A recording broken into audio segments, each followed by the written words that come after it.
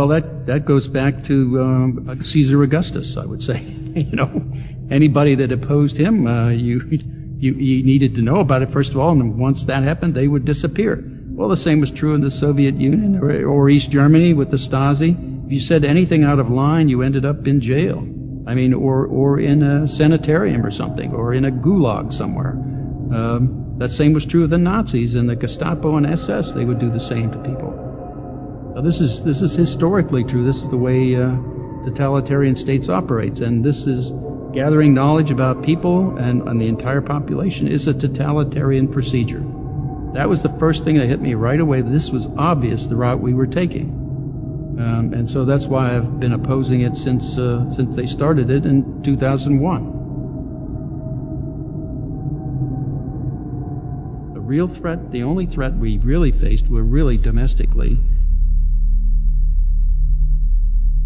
We have done to ourselves fundamentally what the terrorists wanted done but could never achieve. We have done to ourselves. And this is the domestic threat that our constitutional and the oath of office that we took was given to prevent.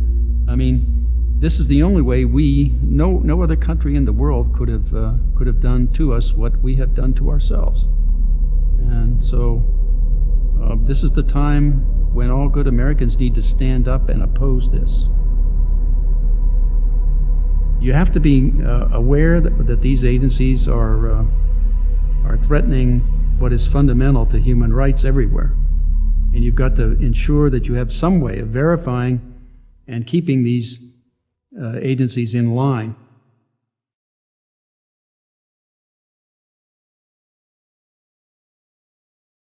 This is the part we're going to do some sound bites. So I have a question for you, such as encryption. Is it safe? The short answer is no. Virtually everything is suspect now because of the program Bull Run, which is the NSA program to weaken encrypt systems, not counting putting in backdoors. This is how you weaken a encrypt system so you can break it. And you don't know how many they've done that to, although it appears from what's been released by Snowden that they have been quite successful at it. There's really a kicker there on that program that no one has really taken up. When you weaken firewalls and weaken operating systems and weaken encrypt systems, you open up everybody to hackers around the world. And so therefore they hack into all kinds of things, getting all your data and everything. So you're not really protecting your communications, you're weakening it. It's a very short-sighted, finite thinking that they had when they did that. Also, one side of NSA, is data protection. Right? And the other is operations for getting into other people's data, so they're working against each other. So by trying to keep yourself safe in the technotronic era, we're actually drawing red flags and creating attention for ourselves from people who might want to break that encryption or already have the keys to break that encryption. Well, and exposing it to other, after all, NSA doesn't have a monopoly on smart people. Other agencies around the world have smart people also. If there's a weakness in a encrypt system, other people can find it too. Or if there's a weakness in a firewall or an operating system, other people can find that too. And that's how they can break into things. What is privacy, and why is it our right as individuals to have it? The principal thing about privacy came out of the Revolutionary War when the British broke into U.S. Houses of U.S. people, and they would go anywhere and do anything they wanted with a general writ. Which meant that we here in the United States had no privacy whatsoever as a colony of the government at the time, the British government. So that was kind of the impetus to create the Fourth Amendment that said before you could do that, you had to have evidence that would show probable cause that someone in this country was doing something illegal or preparing a violent action or something. They would have some probable cause to show to a judge with the name of the person, the reason you're doing it, where you're going to have the warrant served, and where you're going to search and what you're searching for. That's all in the Fourth Amendment, and that's why it was written that way. It was because the U.S. government, the central government, was never intended to have information on all the citizens of the United States. In order to get that, they were supposed to have a warrant. Didn't matter how they claimed they could get it, like third-party doctrine or any of that. That intent was in the Constitution from the very beginning. They were not supposed to have it unless they had a warrant with probable cause. So if privacy is our protection to keep our hard work from being plundered, can you compare that idea to that of, Soviet Russia or the Stasi in East Germany? Yeah, directly, simply because those were the targets that I was working in NSA while I was there for almost 30 years. And it was their entire point was they had to know everything about their population they possibly could so they could control it. I mean, that's what the Stasi did. That's what the KGB and the MVD, Ministry of Internal Affairs, in the Soviet Union did. So they kept track of everybody as best they could, and except they were doing it all manually, keeping manual files and things like that. They didn't have anywhere near the capacity we do now with the electronic age and the digital age and the software and the programs and the access that NSA does. So it's directly analogous, except it's in electronic form, not in paper form. So it's not exactly history repeating, but it certainly rhymes, and now they have more technological power to carry out what they're trying to do. That's right, yep. How's the average individual adversely affected by NSA surveillance? Actually, it's hard to say there's any immediate impact on the individual per se, not yet anyway, unless you become a target or try to get politically active and are espousing principles or other directions or advocating for other kinds of operations that for the government that the current administration doesn't like, at which case you can become a target. Like the Tea Party and the IRS, how they're using this data to go after the Tea Party. It's how you use information about people. It's power over people. If you don't like what someone's doing, you use that data against them. Have they gone outside the limits of the Constitution? Oh, absolutely. I mean, that was my complaint from the very beginning. When they started this domestic spying in 2001, the most recent iteration of domestic spying, I would add. This goes back to at least World War II with program Shamrock, and after that, and Minaret, yeah, and Minaret. Well, that was during the Nixon times when he was after the anti-war protesters. That's and right. Other people didn't agree with his administration's position. He got the FBI using COINTELPRO, the CIA with a program called Chaos, and NSA with Minaret. Those were programs all oriented against these people that the administration didn't particularly care for, opposing the war and so on. And they were the ones then collecting the data for the administration and doing things like in COINTELPRO trying to get people to commit suicide or manipulate people in different ways, using the information that was collected from Minaret, Chaos, or COINTELPRO. What happens when we have regulation without representation? Well, you have basically what's going on in that case is you have an uninformed electorate being duped by a current government and being told lies and repeated lies till they get believed. I mean, that was the general principle of Adolf Hitler. If you're going to tell a lie, make it a big one. Tell it often until it's believed. That's the principle they're using, repetition.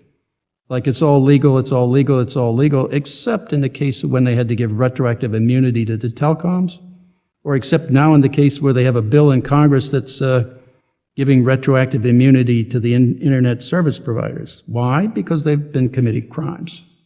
And they're liable if the Department of Justice is not going to take them on in criminal court, which they're not. Others have the option to sue them in civil court, and that's why they had to give them the retroactive immunity. What actions are people taking today that are, with respect to technology, kind of naive in the current environment? Well, one of the biggest ones is Facebook. I mean, people are putting their whole lives out there on Facebook. They don't realize that that's being captured. The FBI, for example, looks at Facebook as one of the richest environments for them to investigate. So, but it's also being stored and captured by and used by different agencies. Like NSA is pulling that data in, as well as corporations. They're also using this data.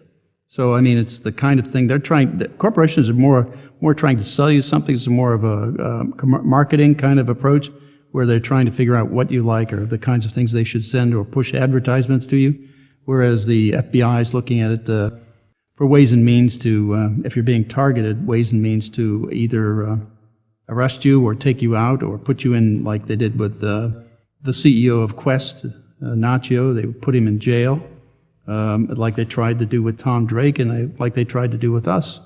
Try to use that information to build a circumstantial case and they basically fabricate evidence, which they did in our case. So the difference between government, which is more malicious than industry, is they're really still doing the same kind of thing. They're invading the privacy of everybody, and people are actually helping them by putting all this information out there, either in Twitter or in Facebook or any number of other ways, like an email, for example. That all that kind of information is being collected, and it's being used against them.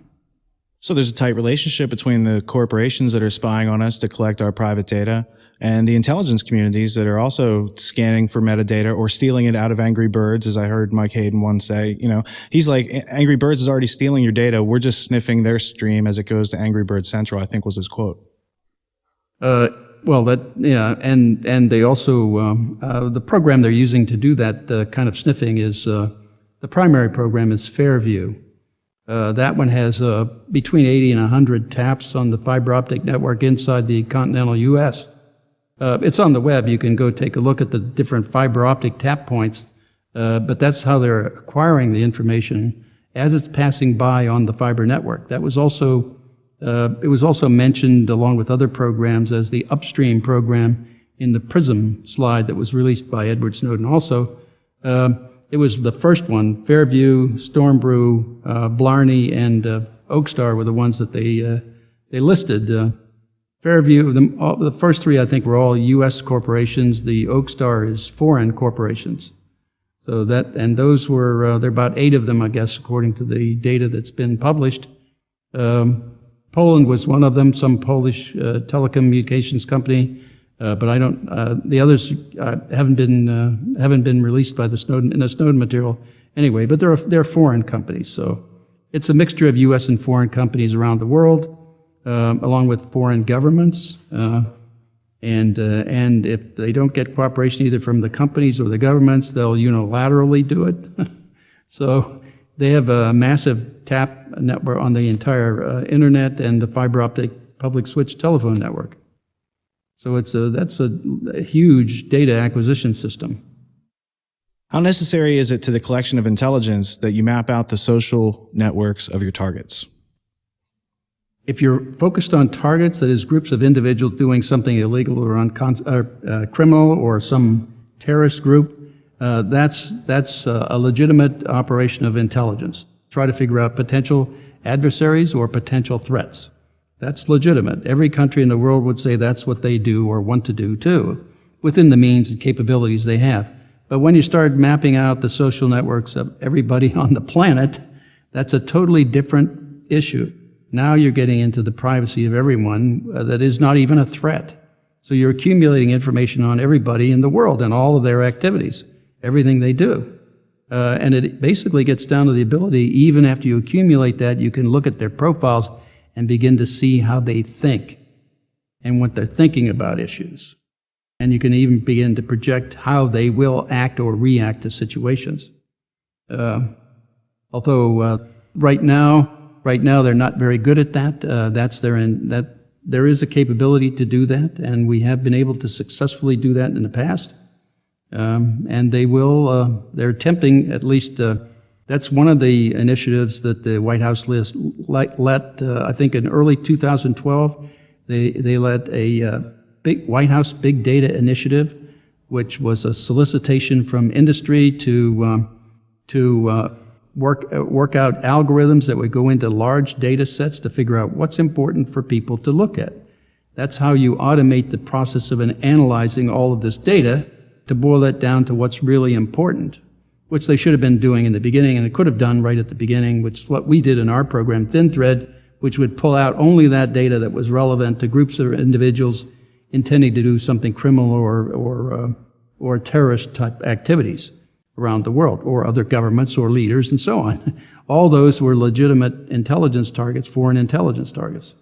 They could have done that right from the beginning, instead of having this knowledge about everybody. What that's done is give them an entire rich database for other agencies of the government, like the FBI and the DEA and the Department of Homeland Security and the IRS, to go in and examine everybody in the country and everybody virtually on the planet that's using internet or phone networks. So they're spying on everybody, collecting metadata, they're building profiles out of it. What is the reasoning behind pointing such an apparatus at the American public? And what type of money, what combined budgets of these type of projects focused on the American people? What are we looking at?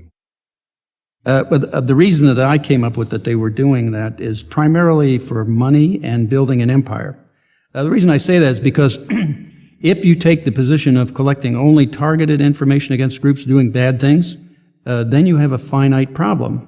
So you don't have to have large storage facilities like Bluffdale in Utah, or another 400,000 square foot facility in San Antonio, Texas, or another one they just started building last summer on Fort Meade in Maryland, 600,000 square foot facility to store information. You wouldn't need any of that. Plus, you wouldn't need all the contracts for contractors, and you wouldn't need to have a larger workforce. But you would be focused on a rich environment of information, which actually would mean you would succeed at preventing terrorism and preventing crime, international crime, and so on. But by taking in the bulk acquisition, that means you're taking in everything in the world. That means you're pulling in all kinds of huge amounts of information, hundreds of terabytes per day, going around the network. That becomes a management problem of information to begin with. How you have to build an infrastructure to transport it to storage facilities. You have to build the storage facilities. You have to have contracts for all this to happen, and contracts to manage all the data once you've captured it, and then contracts to build other kinds of programs to manipulate the data and use it for analysts and so on, and then hire more analysts to analyze data because there's orders of magnitude more data to look at. So, and it builds your budget so much bigger, and so now you're managing a much larger empire. So they did it, in my sense, for empire. Well, they told us they were doing it for the prevention of terrorism, so that would mean none of these programs were underway pre-9/11, right? Well, there was clearly an intent to do it prior to 9/11, and certainly there was in history, down through history, with Program Minaret at NSA anyway, and Shamrock, those programs, they were doing that all the way back to World War II.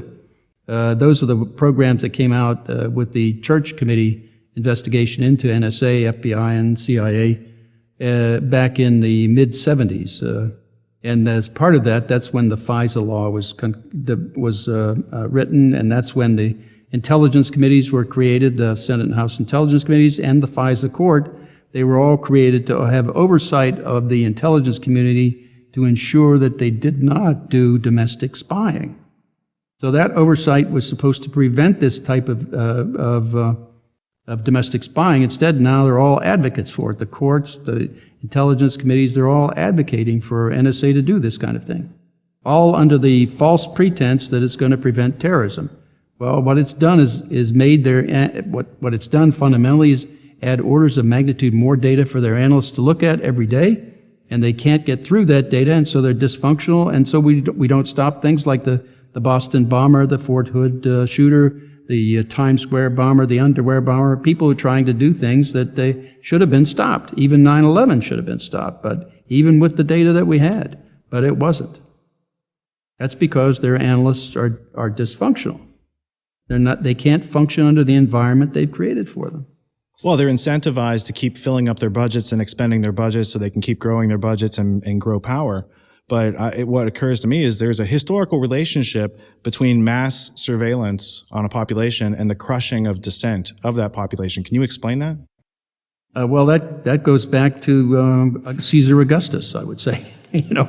Anybody that opposed him, you needed to know about it, first of all, and once that happened, they would disappear.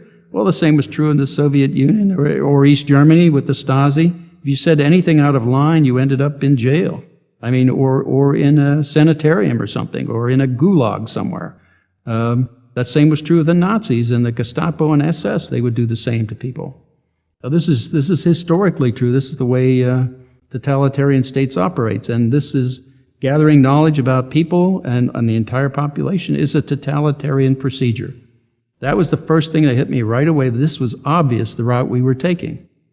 And so that's why I've been opposing it since they started it in 2001. How would you describe a panopticon? I'm not really good at doing that kind of thing. Do you know what it is? It's not clear to me. Okay. I'll just explain. You don't have to address it at all, but just so we're on the same page.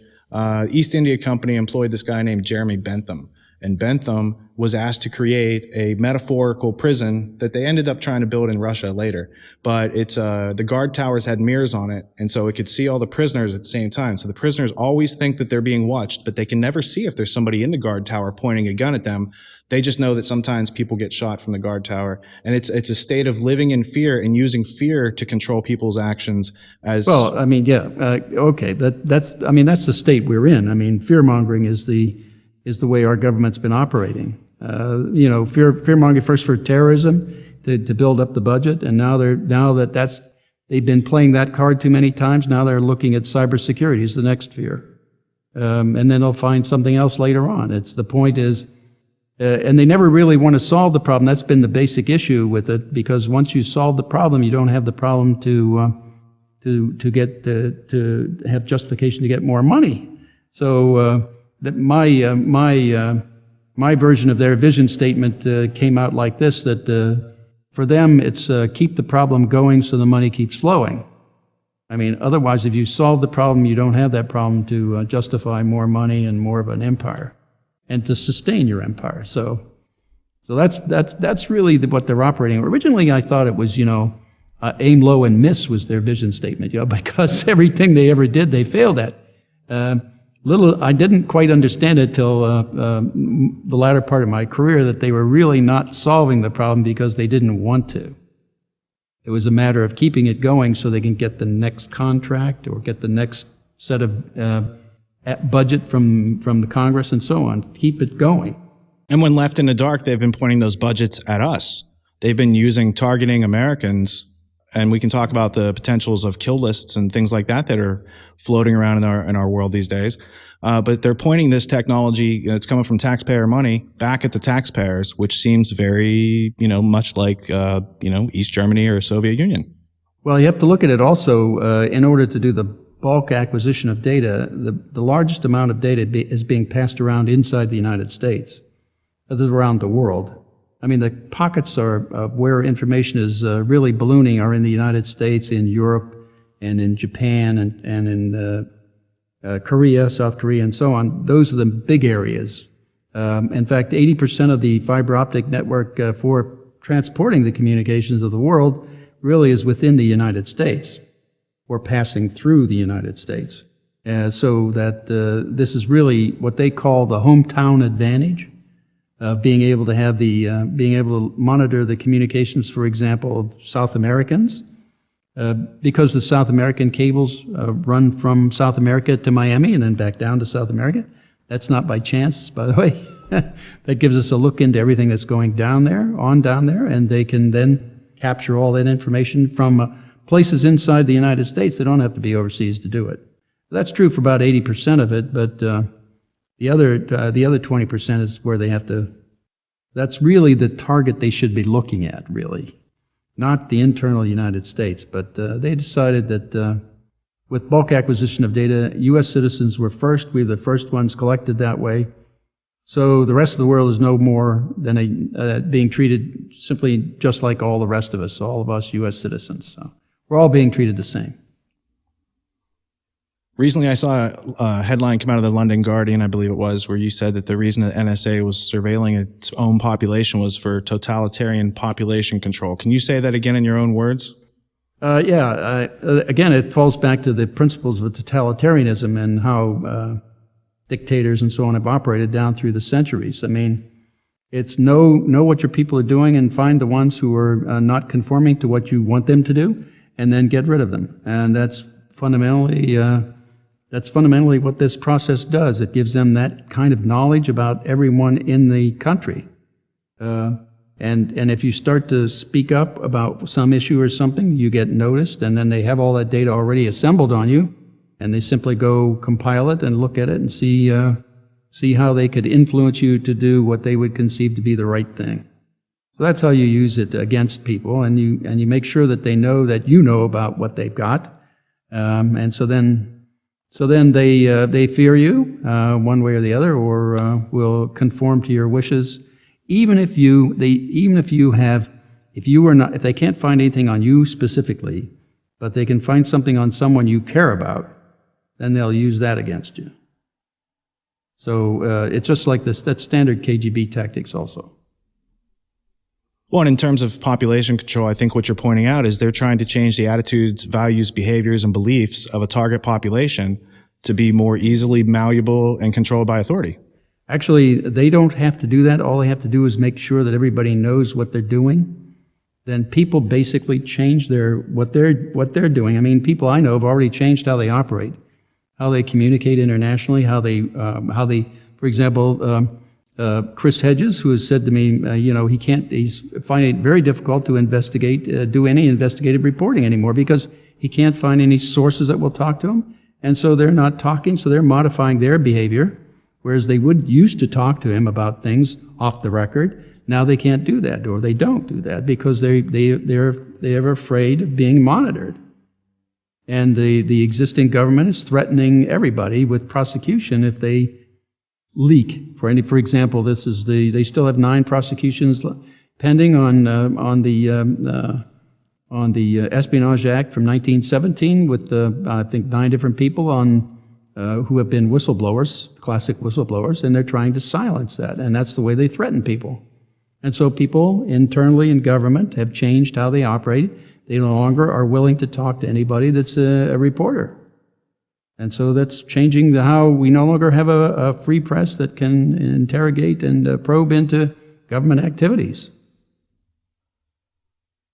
What would freedom look like in America if privacy was restored and the NSA was following the Constitution, for instance?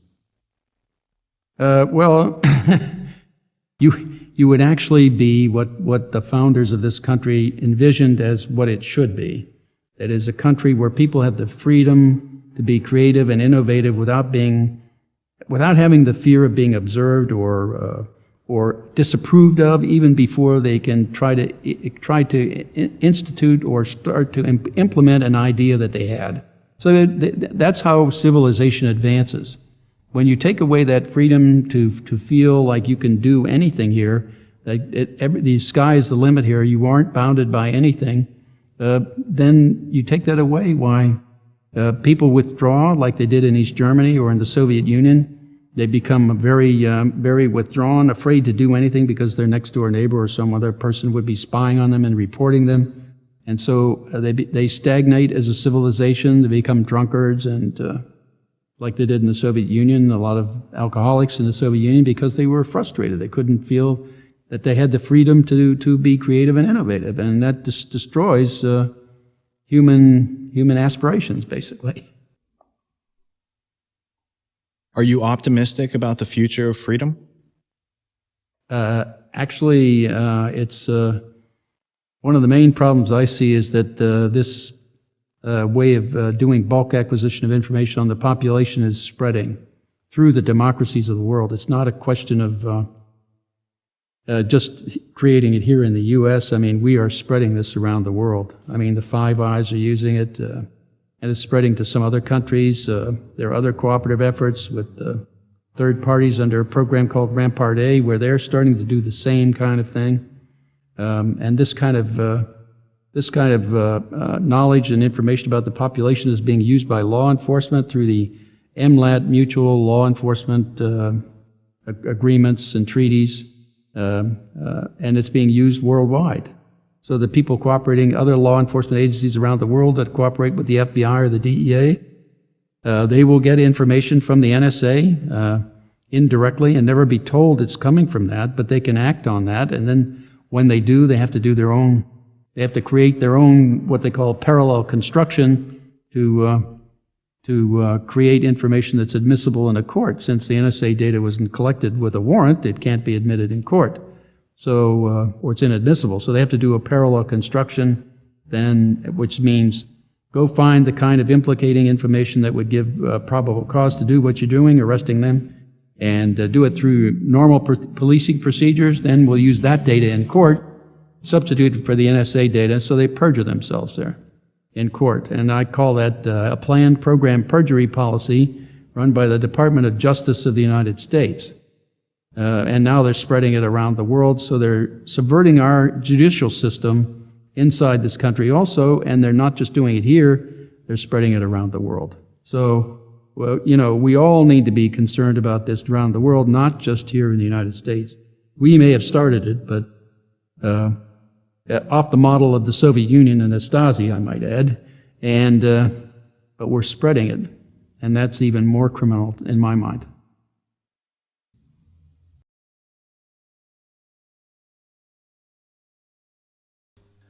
Bill, where did you grow up?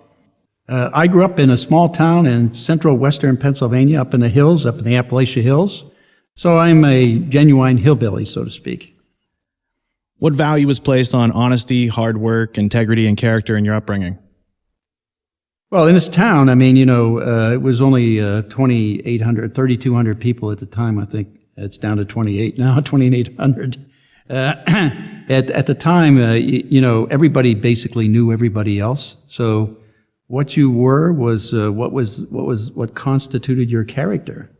And so everything you did reflected on the character of person you were.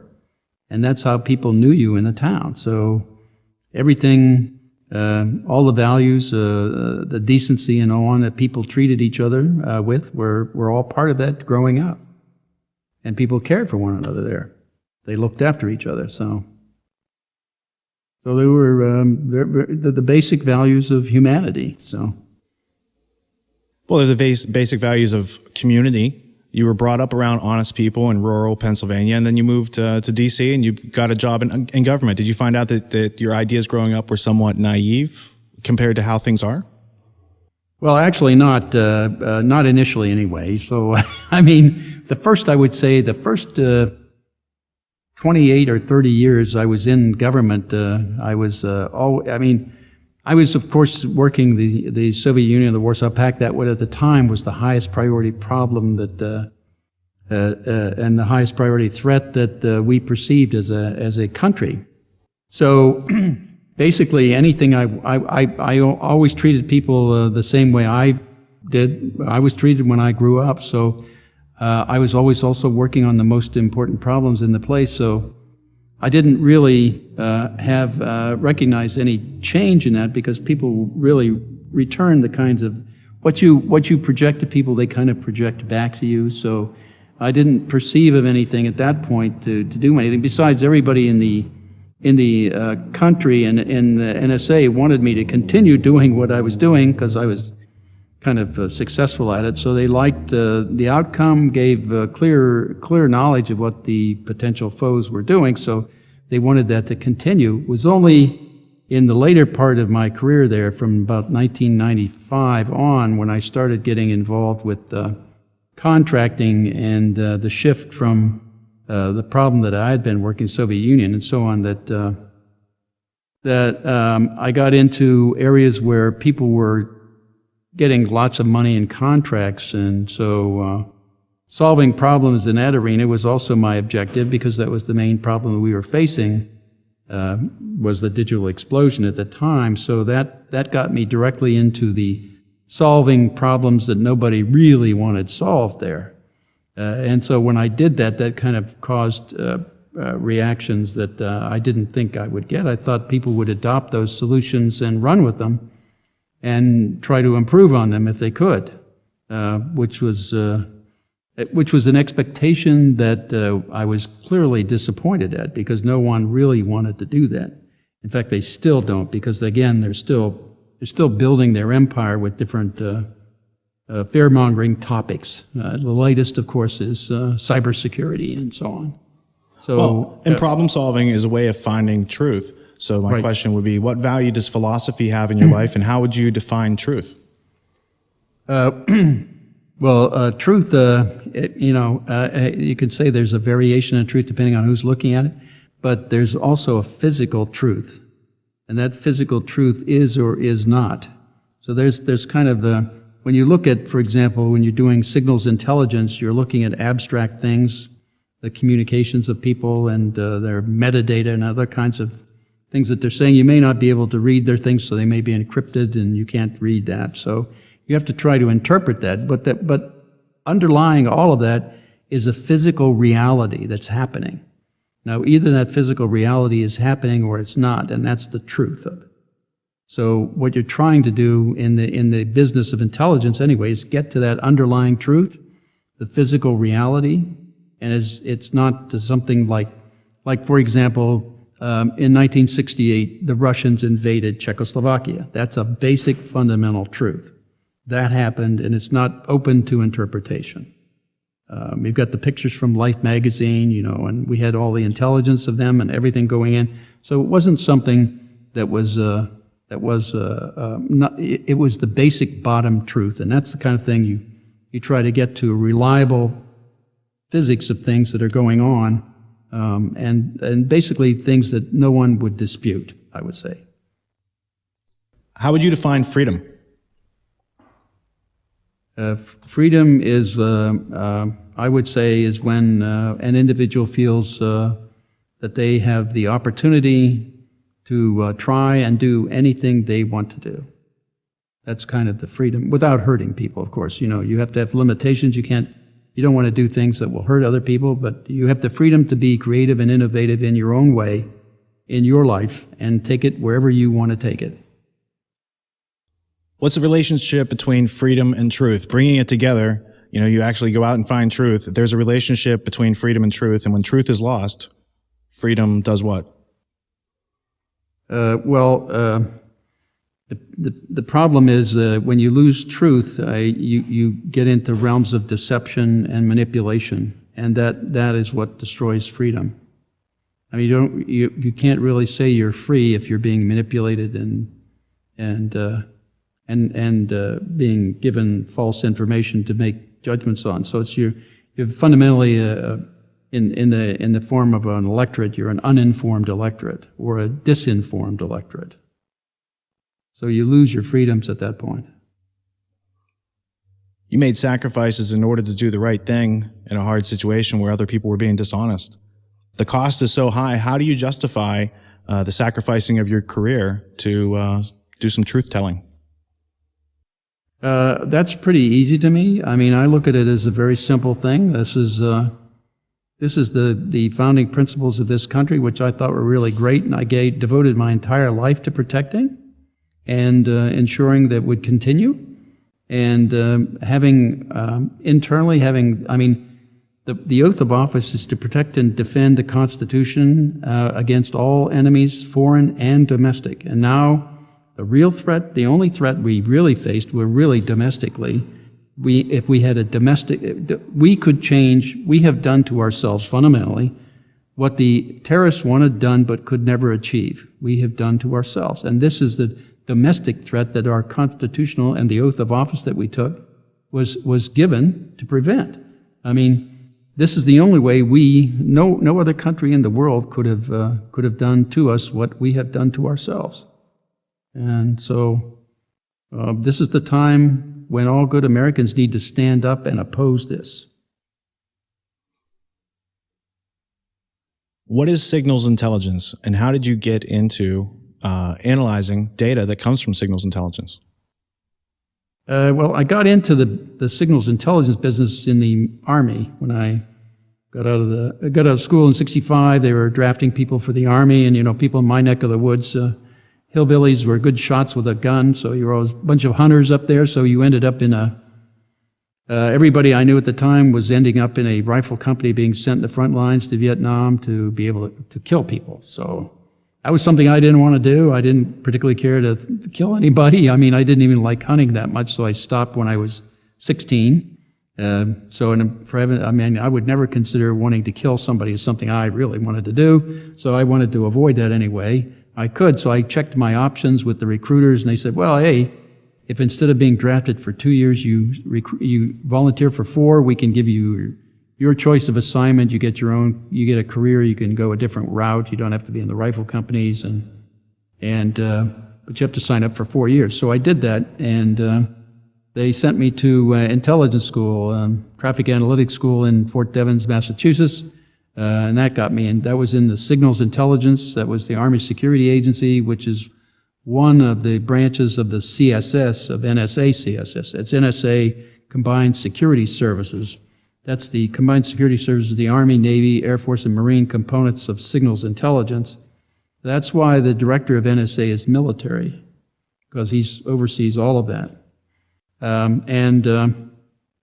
So I got into that way, and that's how. And signals intelligence basically is looking at how the COMINT side. It really signals intelligence breaks down into 2 parts: communications intelligence and what they call ELINT, electronic intelligence. Communications is simply people communicating, however they do it, whether it's with microwaves or with radio or telephone or emails or any way people communicate. That's communications intelligence. That you collect that information to try to analyze what they're doing and figure out what their intentions and capabilities are. That's what the intelligence community is supposed to do. On the ELINT side, that's kind of radars, where is a flying object, or where is a ship at sea, or telecommunication, the telemetry with satellites and things and missiles, and how are they operating and what are they developing. So that's that kind of intelligence, like machine talking to machine. That's that kind of intelligence. So that's how SIGINT breaks down. How many years did you spend in the Army before you joined NSA?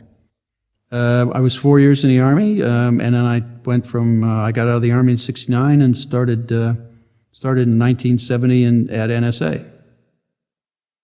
And I was with them till 2001, so almost 32 years.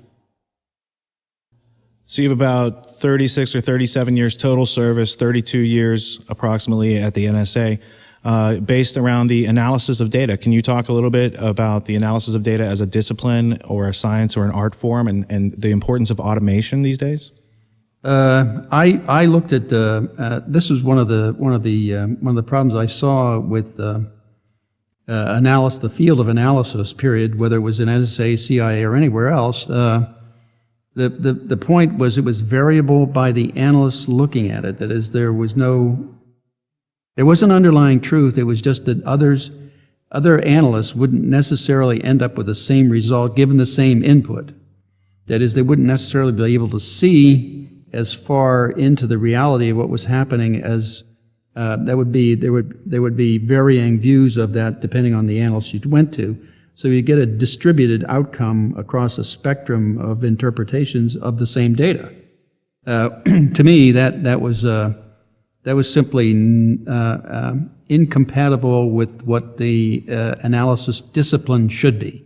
And so I started in 1985. I started working at NSA in a way to try to automate that process. Now, that meant you had to put together the basic understanding of how analysis operates. So you build rules of how to look at data, how to analyze data, how to put data together, and construct an argument that would show a given implication from that input, and be consistent and optimal.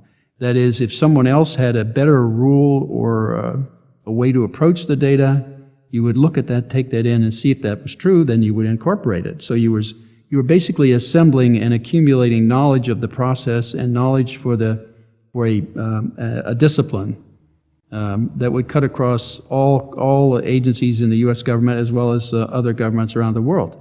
So basically, I was the only one automating that analysis to that extent, try to make it. Others would do data preparation kind of automation, that is correlating data that should be packaged together and then presenting it to an analyst to look at. Whereas I would say that that's simply the first step. The automation process then needs to continue beyond that to take that information and begin to understand what that means and begin to build interpretations and, in fact, in many cases, even write reports completely without human intervention. And do it with a discipline that was consistent, accurate, and reliable. So that was my thrust at NSA. In fact, I was the only one there doing that kind of thing. What is relationship mapping, and how is it useful in taking raw data and making it, information? Well, I think there's a little history to this. Maybe should go into a little bit of the history here. Absolutely. Because this is not unique to this time and age. Actually, it goes back many years. You can go back even to the Revolutionary War. But I like the case in Washington when I think it was the Pinkertons figured out the Confederate spy ring in Washington, D.C. simply by watching people visit other people. So they built up a relationship ring just by visitors, who visited who. And so that laid out their network. And then, they didn't call it social networking then, they just called it mapping the spy network. Then in World War I, when Manuel Morris, I believe at that point became the primary communications system for all the field armies in the European war, then they called it net reconstruction, where you'd have call signs being used by military formations calling one another. And you would use those call signs as relationships to put back together the entire military structure of the opposing armies.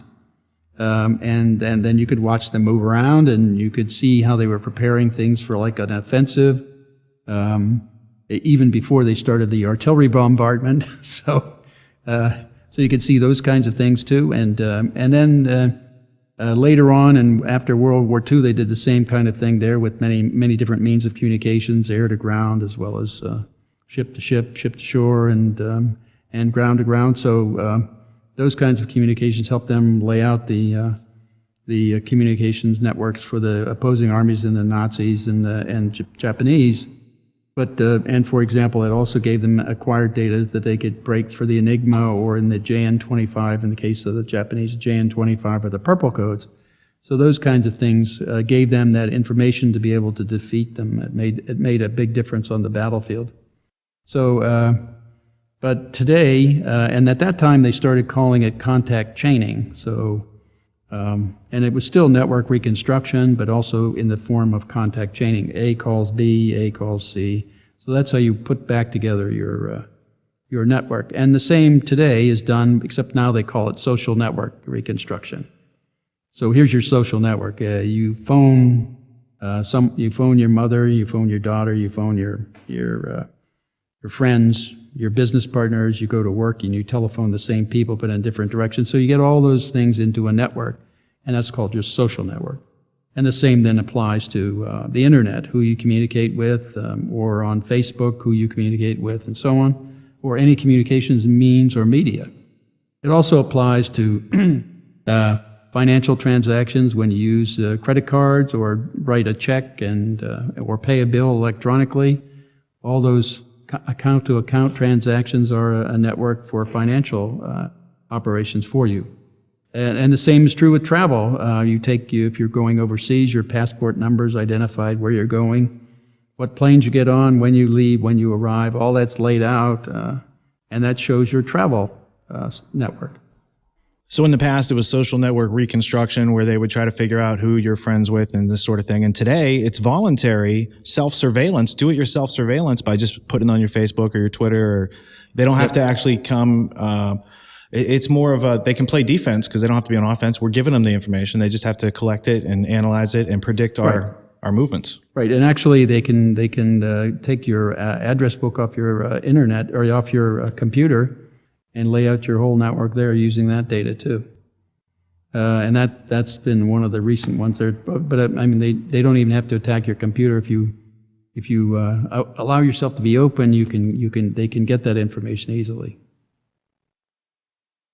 Bill, if we're the targets today, let's compare it and contrast to the NSA in the 1970s. Who were your targets back then?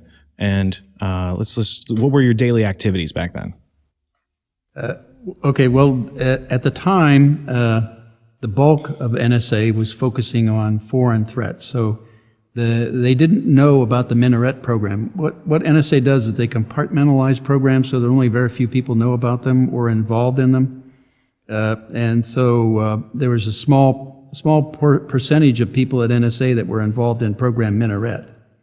So the vast majority of people there didn't know it was happening.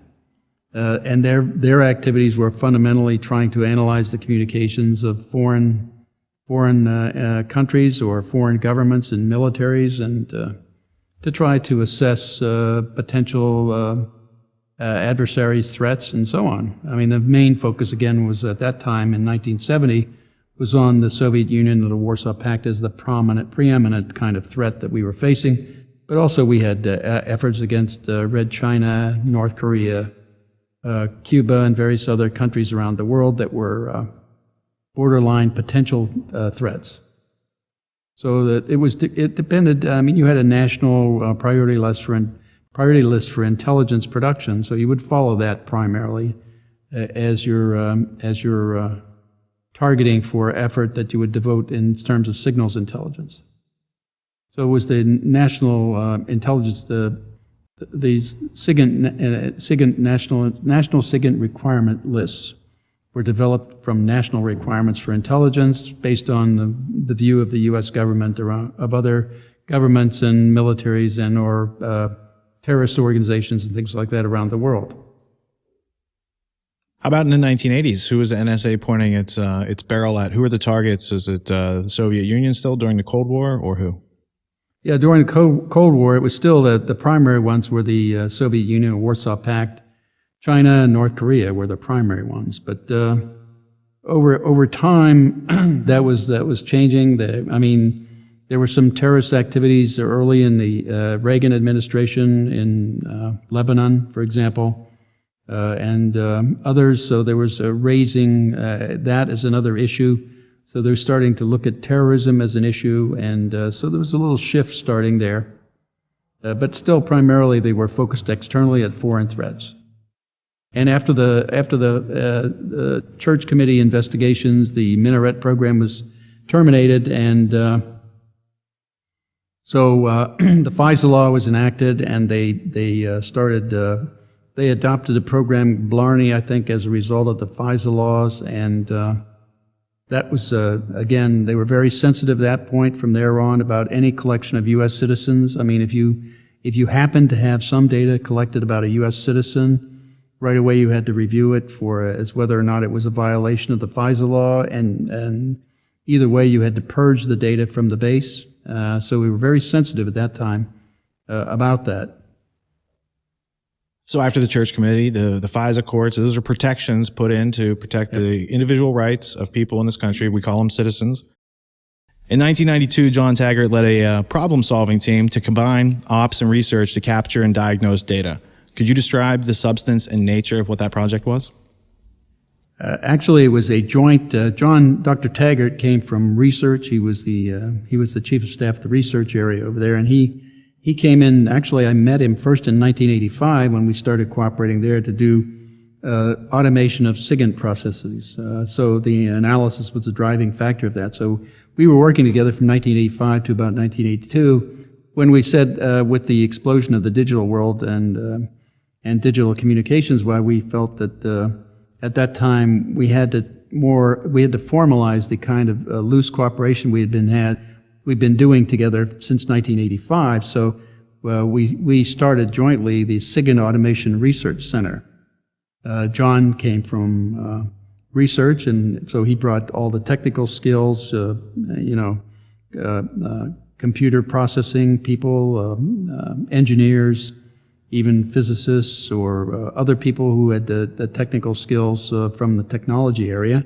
And I came from operations, so I had the operational skills like linguists, analysts, crypto mathematicians, cryptanalysts, and so on. So I'd bring all that into that effort too. So we had all the skills at NSA kind of in a small area. It was only about 16 people total. And so we were all in one place.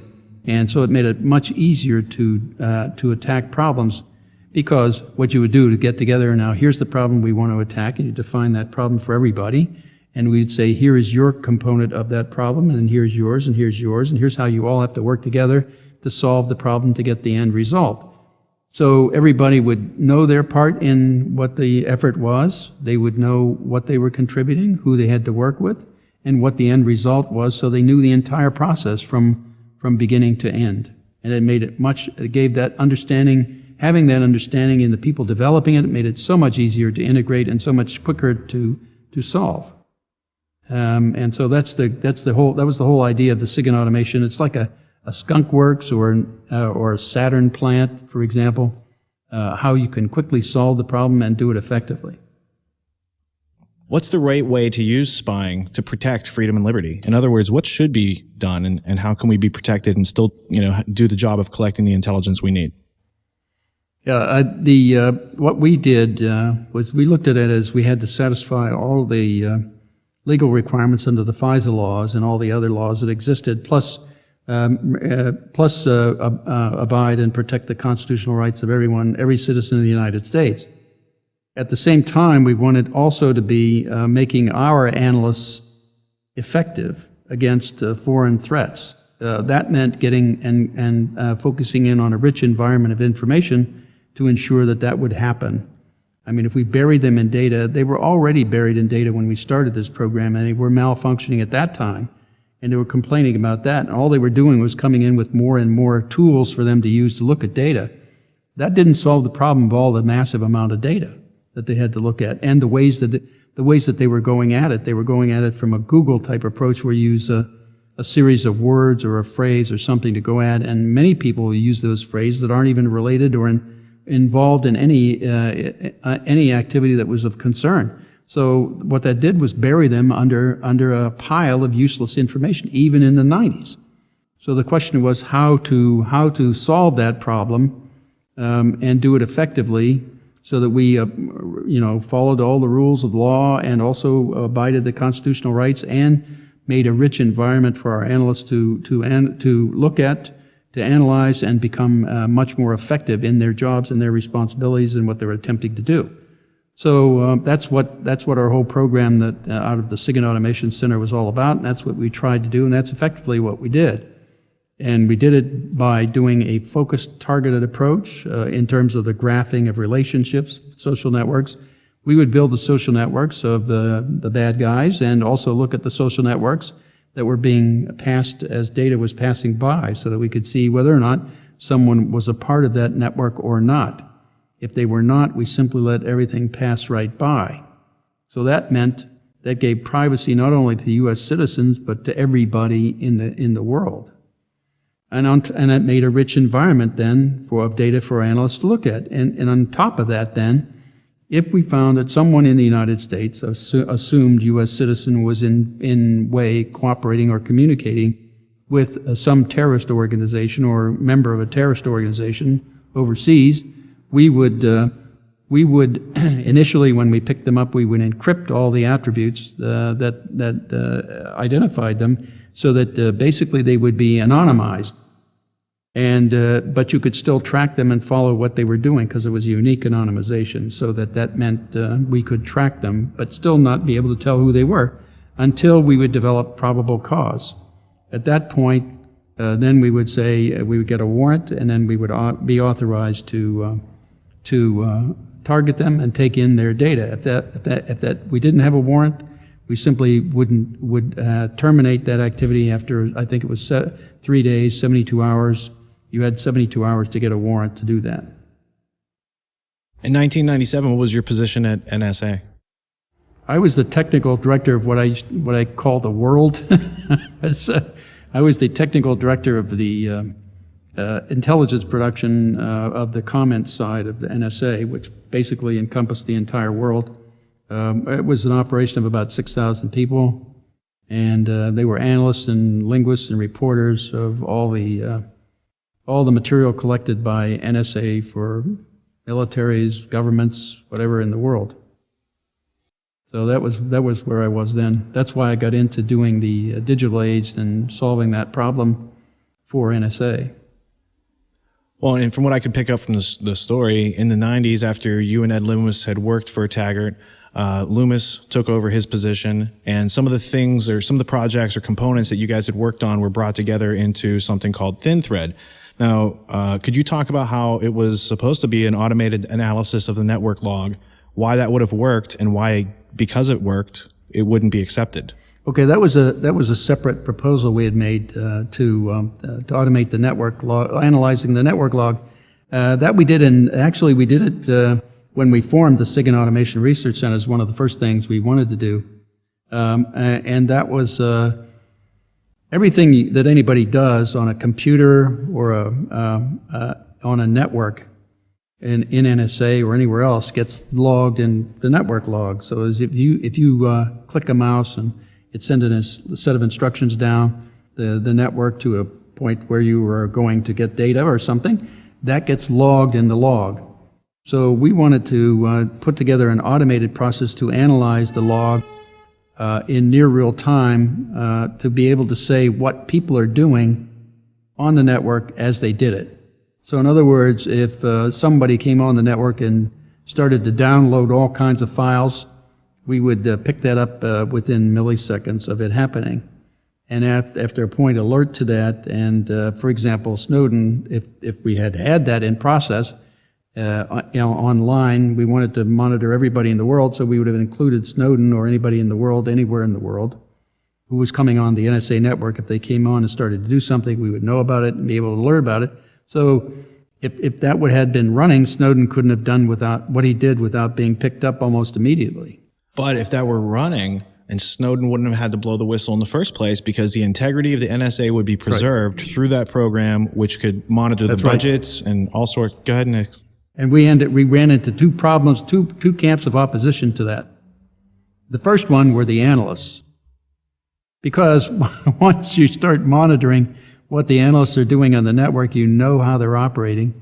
You can say, this analyst needs some training in this area because they're not quite doing the problem right, or this analyst has an idea that worked and we need to spread it around, so we'll take advantage of that. And that group of analysts said, we do not want you monitoring us. We'll do our job, thank you. You just go about your business and don't pay any attention to us. So, but that was not the major group that opposed us. The major group were all the managers. And the reason they did that was because this will show all the return on investment on every program they're funding, and whether or not programs that are being funded are being successful or not, and whether or not they're contributing.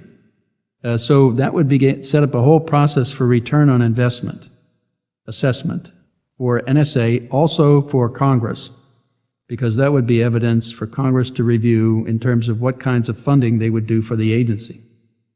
So that meant, plus it took away the freedom that the managers felt they had to move money around and do anything they had with money, because we'd pick that up too.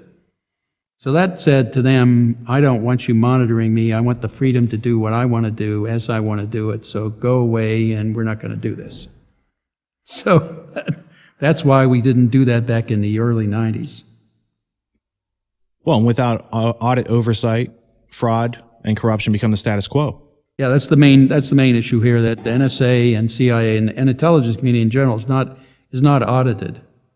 That is, there's no accounting for how they spend the money, how effectively or not. So it's a setup for corruption and fraud and waste.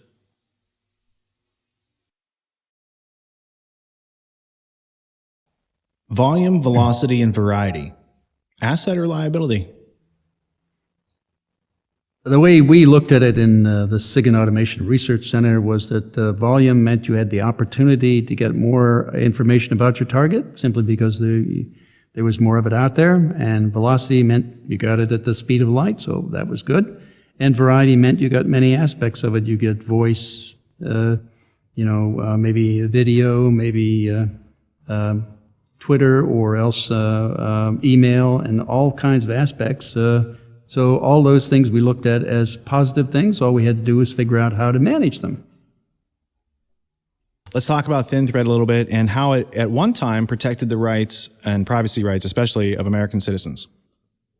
Yeah, well, in the data acquisition system, once we acquired information and recognized that maybe a terrorist was talking to a potential U.S. citizen, what we would do is encrypt all the attributes. So that would protect their identities until you could show probable cause. You had a certain time limit to do that. That was automatically managed by the system by software right up front. So that as data, if data was just about U.S. citizens, the software would simply let it pass right by. It would never be ingested into our system.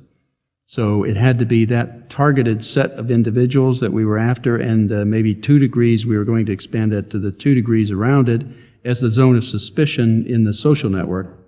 Otherwise, we wouldn't even take in the data. And that would be filtered by software upfront as as that data was viewed.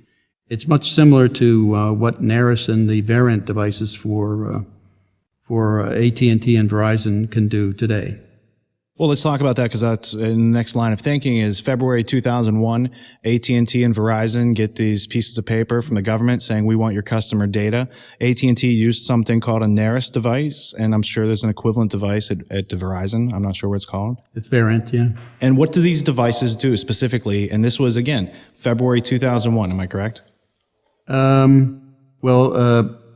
February, NARIS didn't, I think, start marketing things till about 2002. Before that, in 2001, early on, they were they were going around soliciting information from different telecommunications companies. The one we know about that is in court record is Quest. Nacho was the CEO of Quest at the time. Refused to turn over all of their data. This they approached him on the 27th of February, according to the court records of 2001, which was about 7 months before 9/11. So they were approaching them before 9/11 to get all of their data, all of their customer information. So the intent that was kind of implied, the intent was to get information on U.S. citizens even before 9/11. The key point about when they were approached is that we had proposed to deploy our system in November of 2000, just 3 or 4 months before they made this approach to Quest. Because we had everything connected and everything was functioning all the way back through the big-ass graph, if you will, the bag, or the social networking for everybody that was ingested, and we had projected at the time we had no limit as to how many trillions of transactions we could take in, that we could still manage them with this process that we put together. The idea was if you took in trillions of relationships that, like phone calls between people, but when you boiled it down to, you would only get tens of billions of maybe relationships uniquely. And that all the others would simply be repeats of those tens of billions of relationships. So we would put together a system that would build the relationship and then keep a counter of how many times we had a record of that relationship, rather than keep the entire list of, if we saw something 1,000 times, we would simply have it once and say we saw it 1,000 times, as opposed to listing it 1,000 times. So that's how we could boil it down to a small set of information and keep it in a rather compact set of storage. And that's how we projected we could graph everything, every transaction in the world that way, so that we didn't have a problem with storage, and we didn't see a limit as to how much we could graph, and we used it and put it together in a B plus tree type index, which meant we had fast access to it to make decisions as data was passing by on whether or not we should keep that data. So that's how we fundamentally did it, using a B plus tree kind of index query to keep up with the velocity of things in the fiber network. And anytime we started to get pressed in terms of CPU time of processing, we would simply add another processor and simply split the process and make it manageable again. So it was only a matter, the only thing that kept us from doing any amount of data was how much space and power do you have available, and we can buy the equipment to make that happen. So prior to 9/11, AT&T and Verizon had complied with the government. This pre-9/11 collection of data means that the post-9/11 surveillance of the American citizens has nothing to do with 9/11 so much as they just wanted control, and they wanted to break into these fiber optic networks, and AT&T, Verizon, they complied, and Joseph Naccio from Quest said no. What happened to him? He ended up in jail. I think they went at him. He claims he was framed. I don't doubt it because they attempted to frame me too, except they didn't succeed. I mean, I had evidence to show that it was a frame job and that it was malicious prosecution on their part, but evidently he couldn't do that. So he ended up in jail. I don't know for many, couple of years, I think. So he recently got out of jail. I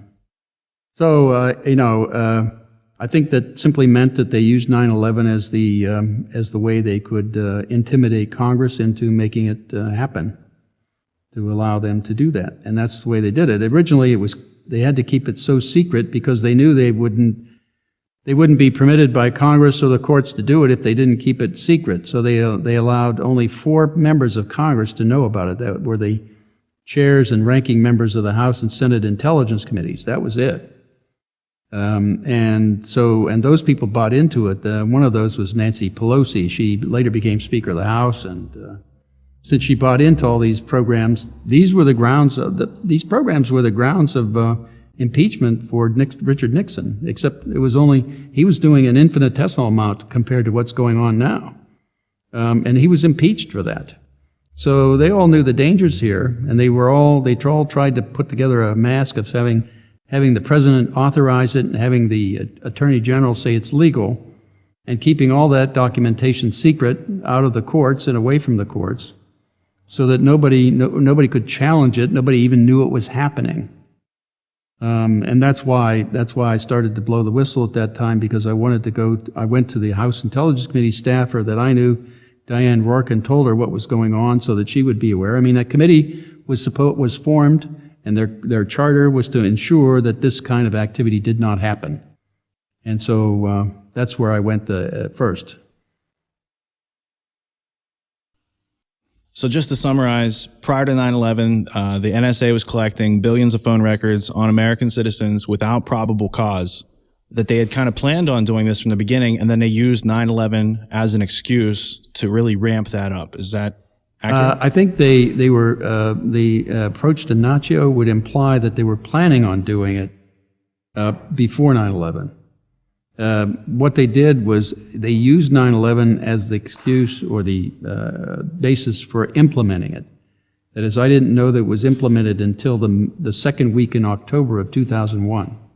So that was after a little over a month after 9/11 had happened. So they started taking in that data at that time.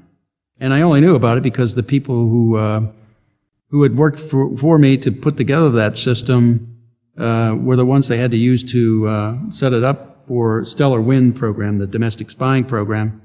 So they were the ones they had to use, and so they used them to do that. They would implement the code, make sure the code was functioning, and the inputs would come in and it got processed properly. They were the only ones who knew the code sufficient enough to be able to do that. And so once they started ingesting data, they saw the data coming in. It was all about U.S. citizens. Roughly, from AT&T, it was roughly averaged around 320 million records of long-distance phone calls between U.S. citizens inside the country every day. That didn't count all the other communications they were managing too, but the domestic spying started with that, and then of course it branched out to other telecoms, and then they spread out. The only 2 things that the telecommunications companies had to offer, one was all the records of the phone calls and transactions that their customers were doing, and the other was access to the fiber lines.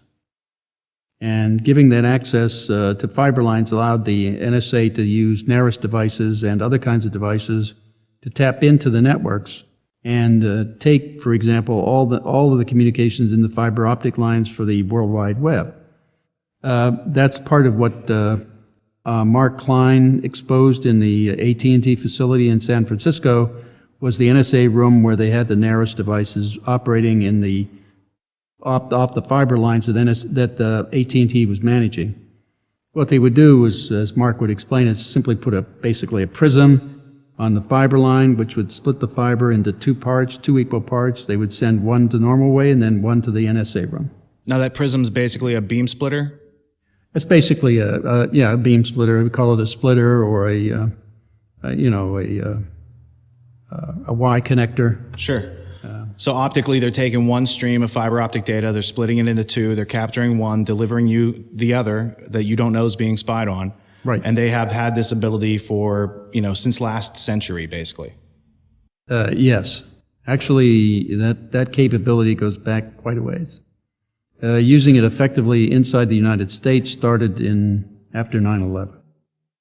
So, and that was what Mark Klein exposed, and there are between 80 and 100 other similar tapping points inside the fiber network, inside the United States, in the Fairview program alone. In other programs, they have other tapping points with not with Shamrock, but Stormview is another program, and then Blarney is another. So that those, and I'm not sure the extent of those. There is one slide on Stormbrew that shows tapping points along the periphery of the U.S., which would imply they're after the transoceanic cables when they come up, which would imply that program is looking primarily for foreign communications, whereas Fairview looks much more like it's directed domestically. Stellar Wind was one of these programs. Did it start prior to 9/11? And it's also a collaboration with GCHQ as well, where they're collecting information without probable cause and sharing it with other countries. Is that correct? The Stellar Wind program was named, I think, in October of 2001 as their domestic spying program. That's when the data started coming in. So right after 9/11, they said, we have a program for this. It's called Stellar Wind, and we just pulled it out of our pocket. It wasn't created before 9/11. Right. That's right. And also it wasn't shared with the British at that time. Although I think there's much more sharing going on now and more cooperation with law enforcement as well. Sharing this kind of program, and they have similar programs in England, at least some of the stuff that Snowden materials come out saying the same thing, that they're doing that too. That's why I say this program, this kind of approach is spreading, and we're kind of the ones leading the way electronically. I think the British were doing it visually with the cameras and looking at their countrymen and monitoring what they were doing with the cameras before we were. Mm-hmm. But we started the electronic spying, and then now they're also joining us in that effort. I think we were much further ahead with them in doing that, in the graphing area especially, and indexing area, and managing information. So I think they've adopted our techniques. So some of the relevant information pertaining to what the NSA had prior to 9/11 consists of communications that they've sniffed and stored and analyzed in some way. Was the NSA aware, or did it have in its databases the traffic that would have told us this attack is going to happen, and if so, what are the details? Yes, although I don't see Tom Drake, who is a friend of mine, also a supporter of our program, ran that program on the entire NSA database after 9/11, several months afterward, and he found all the data that was necessary to stop 9/11 in their database sitting there that people didn't recognize or bring to anybody's attention or report in any form to anybody of authority. So what that meant was that it got back to the unreliability of analysts being able to see through mounds of data. Right, you make them dysfunctional by putting all that data on top of them and making them sift through it. And so they first of all, humans can only do so much, and obviously there was just too much there for them to handle. That's why they needed an automated process going through it, and they didn't have that. They rejected that entire process. That's getting back to why I keep saying they traded the security of everybody in the United States and the free world for money, because they wanted to. Money was the issue, not solving the problem. So potentially NSA could have connected the dots prior to 9/11, stopped the terrorists from ever infiltrating the country, but they didn't have enough budget money, or they didn't focus that budget money on the appropriate projects. Which do you think it is? Actually, it had nothing to do with the budget. They had plenty of a budget to do it. They didn't need any more money to make that happen. See, that was the issue. The issue was they wanted to build the budget up. So they wanted more money.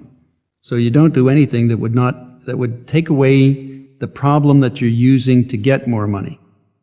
So you stop that and keep the problem going is the issue, right? So you still have a problem, therefore I need more money, so you get a bigger budget. If they say, well, let's implement this other program that solved the problem, well, then they don't have that problem to argue for money. So, and that's basically the way they viewed it and the way they operated, and then a lot of contractors got rich off of it. Did you ever brief the CIA on what the NSA had on these terrorists prior to 9/11? So you would have briefed them after 9/11 and said, hey, here's what we had and here's what could have been known. Did that ever go on? You see, I left NSA in October of 2001, so any of the data that was run and pulled out by Tom Drake, he did after I left. So I couldn't brief CIA on that, but what I did do with Ed Loomis and Kirk Wiebe, we went through open source data in 2002 and pulled together all the material that was there, including the names of the targets of the terrorists. They had names for the targets, like the towers, the Twin Towers were called Town Center. The Capitol building was called Law, and the White House was called Fine Arts. And so they talked about these. These were the codes they used for the targets in emails and things that they had said. And we got this out of open source off the web using Google. So we did brief them on what we were able to pull out of open source, and that was as contractors. We were going in saying, this is what you can do with open source. And we went through that, and I say, how did you ever know all that? And I said, it's right there in open source, you can get it too, So, yes, we did brief them on that, but it was from open source material, not from anything that NSA had. That's good to clarify. That's just good to clarify that it was from open source material. It was widely available. Right. Let me ask this specific question. Within that data set that was widely, openly available, was the attack date of September 11th, 2001 in that correspondence to be found? Yes, it was, yeah. In fact, the way they depicted it as we say 9/11, 9th month, 11th day, but they'll say day month. So they would put a line, and then a pi, a circle, and a line. That would be 11/9. So the 11th day of September. That was mentioned as one of the date for the event. What was the response of the CIA when you demonstrated this ability from open source data? They just couldn't believe that we got that information out of open source. They couldn't believe that it was there. That's all. Did the FBI have access to that data as well? At the time, I don't think at the time they did. I mean, NSA had that kind of information, so they didn't share that kind of data, which they, of course, should. I mean, if that kind of information came to me when I was in the SIGINT Automation Research Center, if they didn't want to report it, I would pick up the gray phone, which is the encrypted phone for the U.S. government, and call somebody at CIA or FBI and say, here's what I have, take action on it, will you? I can't seem to get it out of my place. They don't want to report this, but here's what it is. I mean, you do those kinds of things when those kinds of important things. You don't care what your management says because this is just too important. You do those kinds of things. But there's very few people there. Most NSA employees would say, okay, we won't do that. I asked about the FBI because they are in the unique position of being law enforcement and intelligence. And so a lot of times they sit in the middle and seem to play both sides of that identity game. Yes, they do, yeah. Yep. How is the USA Patriot Act a metaphorical Christmas list for the intelligence community and what they had planned to do, and now they're able to do it? Can you explain that process? It's only possible by a secret interpretation of that act. The act does not say you can take up or take bulk acquisition of information on U.S. citizens from all communications or any other means, from business records, of anything. It simply says in there that you have the under Section 215 in the business records section, it says you can pursue investigating anything that's relevant to a terrorist investigation or dope smuggling, international dope smuggling, or anything like that. It doesn't say you have the right to take in everything and then try to sort it out later, which is the secret interpretation. The secret interpretation is not just relevant, it's potentially relevant. So that means everything.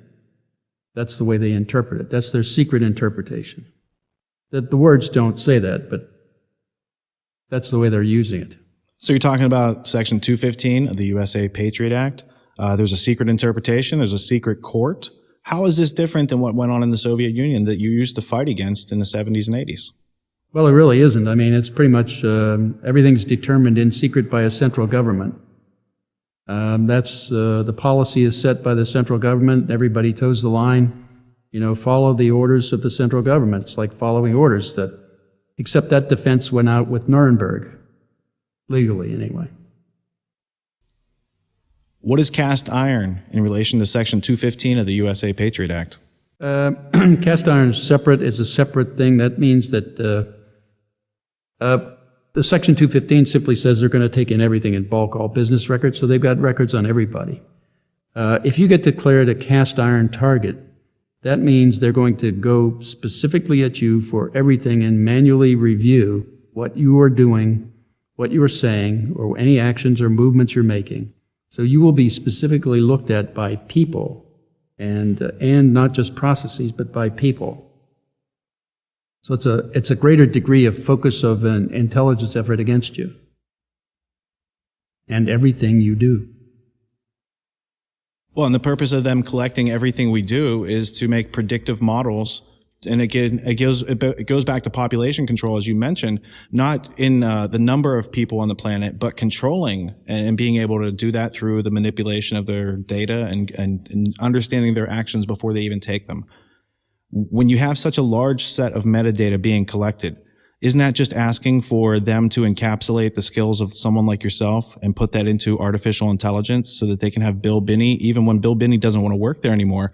They have your knowledge encapsulated, and they're able to predictively model people in a way that learns using time series analysis and a bunch of other fancy techniques that basically takes in all this data, and with a high predictability factor, they can tell you what you're going to be doing, what you're going to be eating. And I think some of the places are using this now for commercial marketing to tell, they can predict where you're going to go from your Google searches and whatnot. Yes, and unfortunately, that's the part that I never left with them. Okay, I never did that for them. So they didn't have that to be able to use it. That's why the President's Big Data Initiative just help us find out what's important in this big data, because they can't do that. And that's really, it gets much more complicated when you when you try to to fuse all the activities of individuals or groups of individuals into from multiple domains like phones and emails and travel and banking, and you try to merge all the activity of everyone in that group or an individual alone.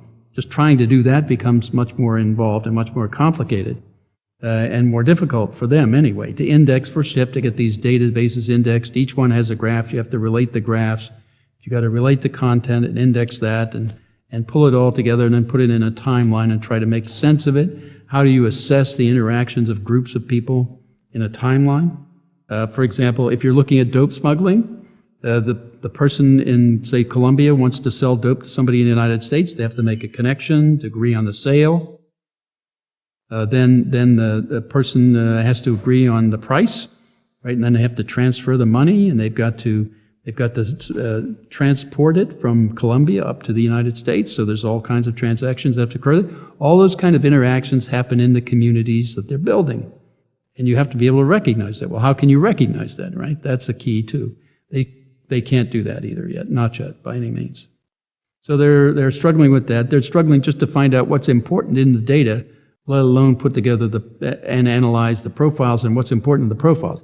We call that profiles of interest is what we call that. We never documented it for them, so they can't do it. But we defined it for them as combinations of things that would imply there is intentions and capabilities to perform certain acts, like dope smuggling, arms smuggling, an attack, any kind of thing like that.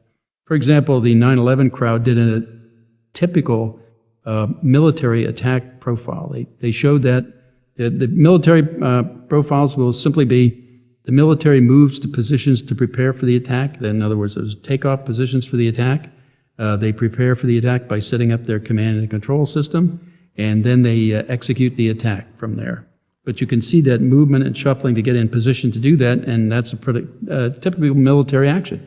Well, the terrorists did exactly the same thing. They moved to hotels next to airports and then bought the tickets for the airplanes and then got on the airplanes simultaneously. So you could see that buildup. That was an obvious attack coming. What are some of the things about 9/11, 13 years later, that disturb you that might not have been investigated properly? Or what are some of the anomalies or things that, are like a splinter in your mind about 9/11? Well, in the intelligence arena, there's, of course, the inadequate search of the database that NSA did, and after the fact, they found the data and then covering it up and not letting it be exposed to the congressional investigations or the 9/11 Commission, to my knowledge, anyway. So that meant that they didn't have those aspects to deal with and couldn't deal with it in terms of their reports or in their studies. And so, and then there's the physical issues.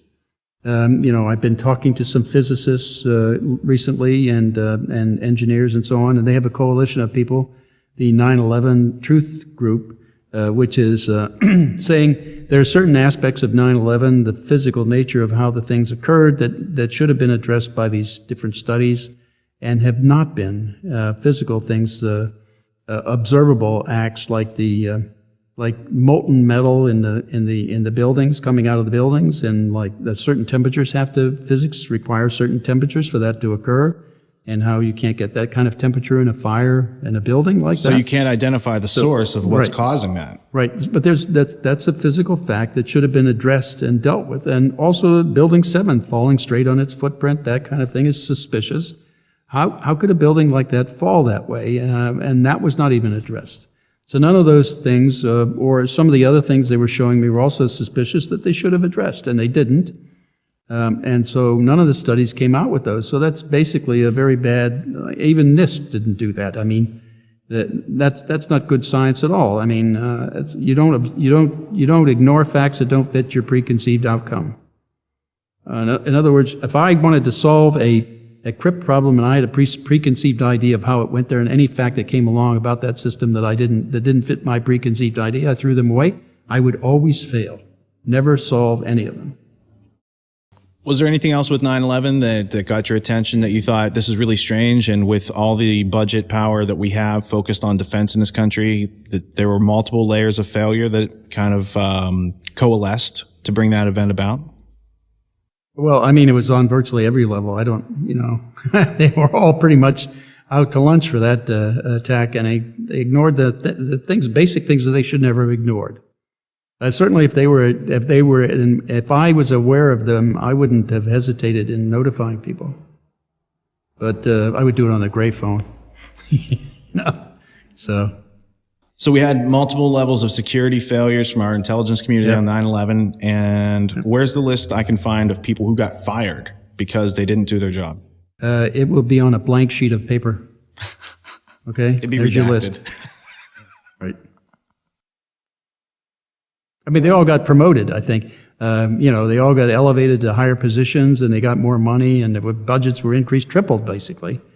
So, I mean, now, if you looked at it from 9/11 on up till now, I mean, we've spent almost $1 trillion in the intelligence community since that time. Around November 2001, Thin Thread received a new input. Instead of being focused on surveillance of an international variety and not focused on Americans, it was turned on us. Can you describe that process? And as its creator, is that something you ever dreamed of when you were making it?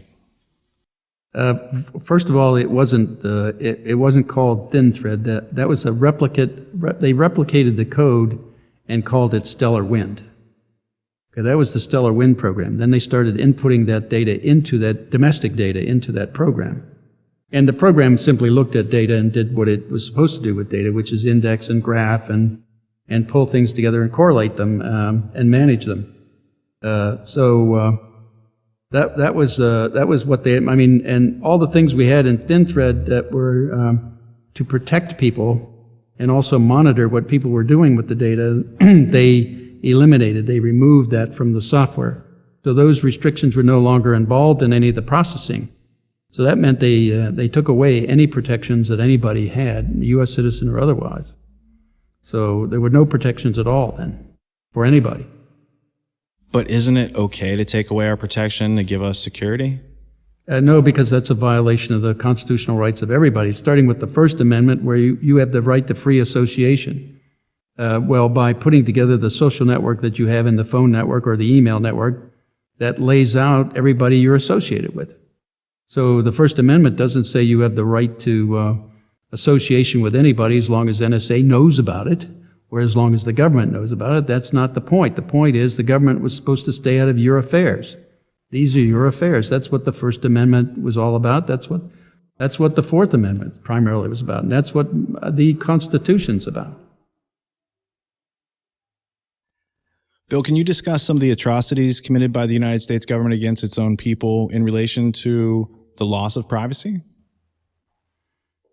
Well, I think I would just say that they've gone to any degree to try to silence anybody who's tried to expose any of this in any way, namely the four of us from NSA, Kirk Wiebe, Ed Lewis, Tom Drake, and myself, who tried to discuss this internally with the Congress, as well as members of the Inspector General's office in the Department of Defense and the Department of Justice. And when we did that, why, they came at us with everything they had in terms of the FBI pointing guns at us, and also having the DOJ try to indict us on false charges several times, 3 times. In fact, from between 2007 and 2009, the end of 2009, they attempted 3 times to do that, all of which we were able to stop because we had evidence that showed what they were doing, and so they stopped it. Finally, at one point, the last time they said it, that our lawyers, we had a lawyer at the time, he came out and said that he'd been informed by the Department of Justice they were going to indict us on a charge of conspiracy. And so we, of course, I had the evidence for malicious prosecution of that case, so I called up Tom Drake and I told him I knew his phone was tapped by the FBI. So I wanted to make it clear what I was going to do if they did that. And so I read all that information that I had accumulated on evidence of malicious prosecution over the phone to Tom, and I said, make sure your lawyers know about this because we can use this when we go into court. And so that was the end of that conspiracy charge. And the next month later, we got letters of immunity from the same Department of Justice that had tried to fabricate charges to put us in jail. So after that, why, to me, that was the last straw that told me my government was so corrupt there was not much left of it worth saving. So I had to do whatever I could do to expose it and get it out to the people, the Fourth Estate, out to the public, and get outside of government, because obviously all they were going to do was cover up for the crimes they've been committing. There's been a lot of talk that Snowden, when he blew the whistle, that he actually was a leaker because he didn't go through something called channels. Can you explain to the audience how, after the church committee, the proper way to blow the whistle and disclose government malfeasance to the public was set up? Yeah, especially for the intelligence community, the procedure was to the church committee set up the FISA court and the intelligence committees as oversight for the intelligence community. And so that was the path you had to take to do that. So if you had some complaint, you either had the inspector generals of the Department of Defense or the Department of Justice, or you went through the intelligence committees, all of which were the proper procedures to follow to file a complaint, which is all that we did. And that's how they came after us for that. And so that's what Snowden saw. He looked at our case. We were called the thin thread crowd at that point, and he saw what happened to us. He also saw what happened to Tom Drake. He got indicted and falsely charged. I mean, they fabricated evidence against him. They took papers that he had at his house, took them back, and they were all classified, unclassified at the top and bottom. That was clearly marked. So all I did was draw a line through that and classified statement there, stamp, and then stamped it classified, top secret or secret, and then charged him with having classified material, which meant that they were framing him they were fabricating the evidence and framing him. And so that was all, that was still the argument that they were saying going into the court trial in 2010. And they were still going to charge him with that, but the defense attorneys had hired Jim Bamford to be a consultant for them, And Jim went out and found almost all of the data that they were claiming was classified that Tom Drake had was already on the web or out there in the public domain, put out there by NSA. And so Jim took all that data into the court, gave it to Judge Bennett, who was trying the case, and said, here's all the data they are charging him with as being classified that they already put out there in the public domain as unclassified. So, I mean, the judge obviously got the very clear impression that they were framing him. In other words, and so, I mean, I felt that they should have been charged with that at that time. That's a felony. I mean, they should have been disbarred. They should have been thrown out of the DOJ. They should have been barred from court, certainly from arguing anything in any of the courts. But none of that happened. All Judge Bennett did was read them the riot act, and they went away, and that was the extent of their punishment. You explained that there's basically 3 different levels or 3 different sectors of places you could blow the whistle in your position. You could go to the Department of Defense, Inspector General's office. You could go to the Justice Department, or you could go to the Senate Intelligence Committee. Which of those 3 did you choose, or did you explore all 3 options before? Actually, went to all of them. We went to the Department of Defense Inspector General, the Department of Justice Inspector General, the Intelligence Committee in the House. We even touched on some of the Senate side. We also talked to individual members in Congress that were not on those committees. So we took all the avenues that were available to us under the Constitution and also under the government regulations. And so that's what Snowden looked at, and he said, obviously, when you're blowing the whistle on illegality and criminality and unconstitutional activity of the U.S. government on it, you can't go through normal channels, because all they'll do is come back at you with all the force they have, which is what they did to us. That's what he saw, and that's why he decided to do what he did. On March 30th, 2011, there was an article talking about, it was the FBI, I think it was Director Mueller, talking about how they could get data on you in the future, of course, because they could surveil you, but they could also bring up the data from the past. So how would they be able to have data on American citizens from the past in a constitutional way?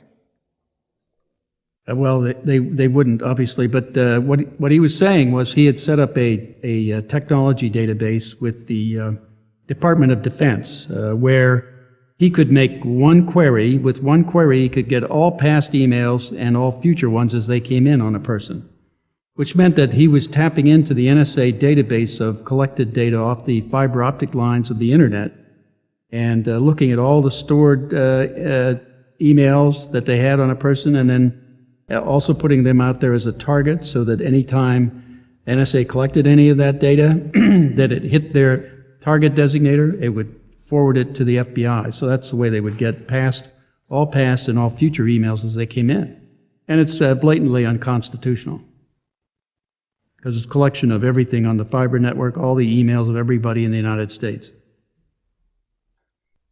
In contrast to ThinThread, there was a program under NSA Director General Mike Hayden called Trailblazer.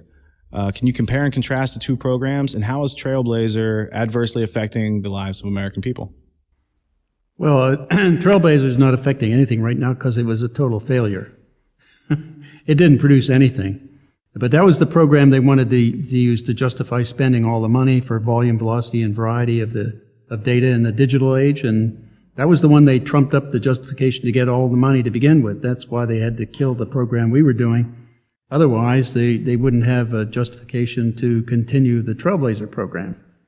So that's how you get rid of it, and you can then feed the corporations and build their empires as well as your own, and continue that process for a very long time. In fact, one of the contractors that was running some of the programs said, we can milk this program for 15 years.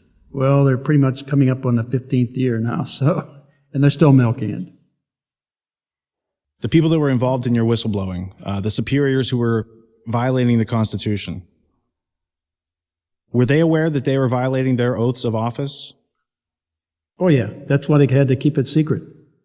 That's why this was all done in secret, because it was a clear violation of the Constitution, and anybody that would and for example, when they came out, they originally, after they got it started in October 2001, they had Admiral Poindexter come out with a quote from DARPA saying, we'd like to start a TIA program, Total Information Awareness Program, that talked about collecting all the data on everybody, which was exactly what they'd already started doing.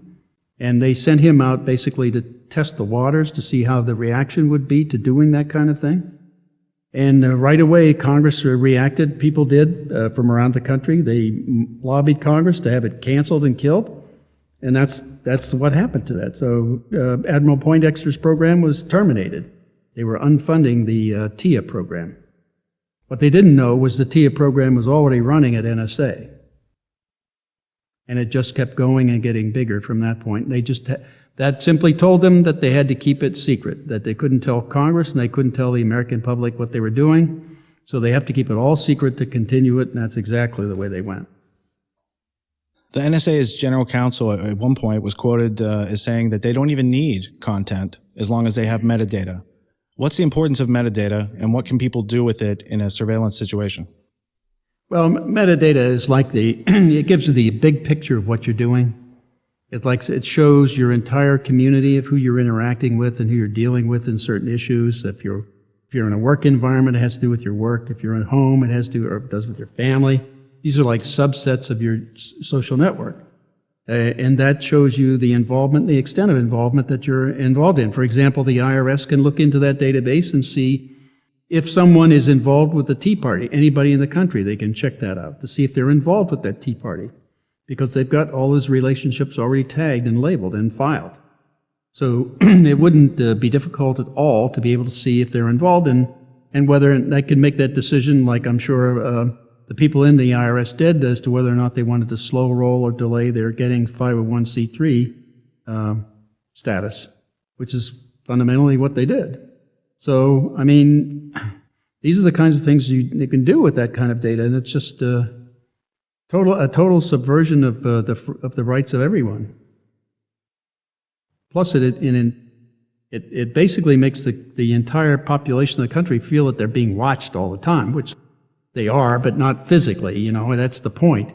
But that then affects how they then start changing how they operate, and I refuse to do that. I figure I will say everything I have to say out in public, so that if they want to charge me with something, I've said it in public so that everybody can hear it, not just the collectors at NSA or the FBI looking at it. Can the public resist the tyranny that it doesn't know exists? Well, that's the whole point. You know, first you have to have knowledge of it. You have to have an informed electorate to be able to make a decision politically, and you have to have an informed population for them to make a decision whether or not they want this kind of activity with their government doing this or not. I mean, unless they know for sure. I mean, the government continues to lie that they don't collect content, but they've been doing this all along on everybody that they can possibly get. The Fairview program shows all the tap points that they're using to do that. They're recording all your phone calls. If you're a target, you get transcribed and you're monitored all the time on everything you do and say. And it's all stored and searchable by FBI or DEA or anybody else in the government that they allow access to it. They are accumulating all this metadata on everybody you're related to and storing recordings of everybody else's conversations they can possibly get. So that's how Tim Clementi, ex-FBI agent, could come on CNN right after the Boston bombings and say that the intelligence community and the FBI have ways and means of getting back to a phone conversation that one of the Tsarnaev brothers had with his wife prior to the bombing. Well, the only way you can get back to it is because they've recorded it. And it's stored and indexed, and so they can get back to it and transcribe it. That's how they do that. I mean, that's the data that I'm sure they only have a window of time to look at that data, probably something on the order of a month, 20 to 30 days, perhaps, something like that. It takes a lot of digital storage space to do that, so. But they've certainly got they've certainly had the money to do it, so. And they've according to the Fairview program, they certainly have the tapping points to do it. What's the role of propaganda in a totalitarian regime? Well, it's to buffalo the people into thinking something is happening when it's not. It's the narrative of the administration that's in charge that they want the public to believe it, and they use that propaganda, various techniques like repetitive assertions, multiple people saying the same thing, adds credibility, supposedly.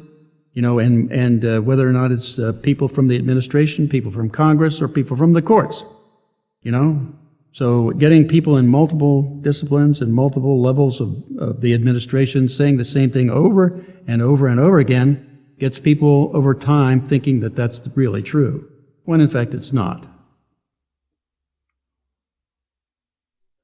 What can be done to fix the NSA? We had 21 suggestions that we, the group of NSA whistleblowers, put together to suggest to President Obama. We sent it in to him and also to the members of Congress, also all the members of the EU, because they're involved too. Their countries are involved indirectly or directly in it. So we sent all that into them, and the two main thrusts of that program was, one, they needed to stop bulk collection and do a focused collection on data to begin with. That is, pull nothing into storage except data that was relevant to specific groups of people or within zones of suspicion around them. Everybody else should be given privacy and just let all their data go by. And so therefore you don't need to build Bluffdale or anything like that. You just need to focus on that unique high-value set of information. Also, you have other rules, for example, that you would use against terrorists. For example, if they have a cell phone or a satellite phone that they're using in the mountains of Afghanistan, you want to look at them to see whether or not they're involved in a terrorist activity or involved in terrorism in one way or another. Or if you have the similar kind of thing happening in the jungles of Colombia or Peru, somewhere in there, well, you might suspect them of being a dope dealer or a member of the FARC, the terrorist group down there. So if you see that, you want to investigate that. So those are the kinds of rules that bring people into the zone of suspicion. But you only bring them in there to that zone and check them out. And once you check them out, you remove them. But otherwise, if you think they're a part of it, then you put them in, but you list all the reasons why you put them in there. Probable cause. Exactly. And the point is, you put the name of the people who are, this is the way we were saying it, you put the name of the person who is entering them as a target, and all the reasons they put down for them to be a target. You don't let them just add a name to a watch list or a kill list or anything else without knowing why they're there and who put them there. So that if there's any question at all, you have the way and means to get back to the original input source and challenge, in one form or another, any of the reasons why they put them there. That's a way of checking and balancing and reviewing and ensuring that the list you have was correct and at least reasonably based. Something they don't have today, by the way. All right, we were talking Borgs and lobotomies. Go. Borgs and lobotomies, yeah. Yeah, my view of the NSA management structure was it's very similar to the Borg Collective. What they do is you come up through the grades, you get into grade 14 and above, they start doing what I call a cloning process. So that by the time you get to the higher ranks, you're all thinking with one brain cell. That is, if the collective says, here is the procedure, here's where we're going, this is what we're doing, we all adopt that same thought. So it basically says, I'm not interested in creativity or innovation that might disrupt the Borg collective thought. So let's all think with this one brain cell. So I basically took the position that the only way to reform NSA was to give it double lobotomies down to at least 5 layers of management, and then move them off to the side, put them in the corner so they can't disturb anything. So that way you can then take the workforce and do something effective and actually solve the problems and move on. But you have to get rid of the management because they're infected with this mentality of how things work. And I include lawyers in that and everybody at NSA in all levels. People who say it's legal even though it's unethical, immoral, irrational, Well, they're claiming it's legal because they got a law passed out of Congress that Congress still doesn't realize that even Sensenbrenner, who wrote the Patriot Act, said, we never intended you to be able to do what you're doing with this bulk collection of business records. Well, I mean, that's the violation of the intent of Congress right there. The guy wrote the Patriot Act, so and he got it passed on that basis. And everything after that's been a distortion, a secret interpretation of this or that in the Patriot Act, and they never come out and tell anybody what they're really doing or what their real understanding or secret interpretation is. That's because they're too afraid. They're cowards. They're hiding behind a secret interpretation applied with a secret court in secret by a secret government. So that's just I just call them cowards for that. Because if they wanted to do that, if they want to change the Constitution, there's a procedure to do that.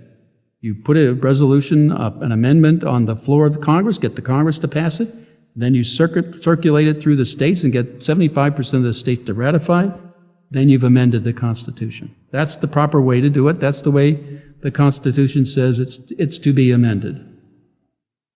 Instead, they're doing it in secret. So they need double lobotomies. Singles will not do. Do you have any regrets about blowing the whistle, at least? No, I don't. In fact, I will do as much as I can anywhere I can, so as long as I'm able. I have a couple questions about history, if you don't mind. Sure. The American Revolution, what was the logic behind it? Who did we fight and why? Well, I mean, it came out of our dictator, George III, right? Who was over in England ordering his troops to go investigate anybody he wanted, have them break into any home, do anything, take anything they want, and those kinds of, and they were taxing without representation and all that too. So it was basically what a totalitarian state does to its population, anything they want.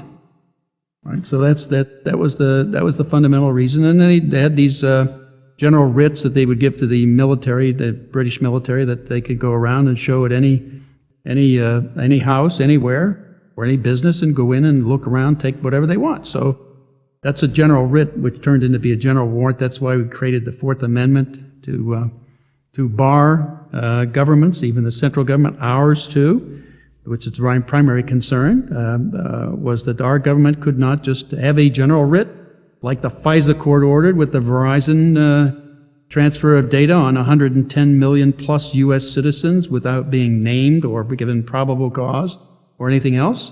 That was a general written by our FISA court that should be called into court by themselves and individually explain why they did that and what was the reason for it and their justification to do it.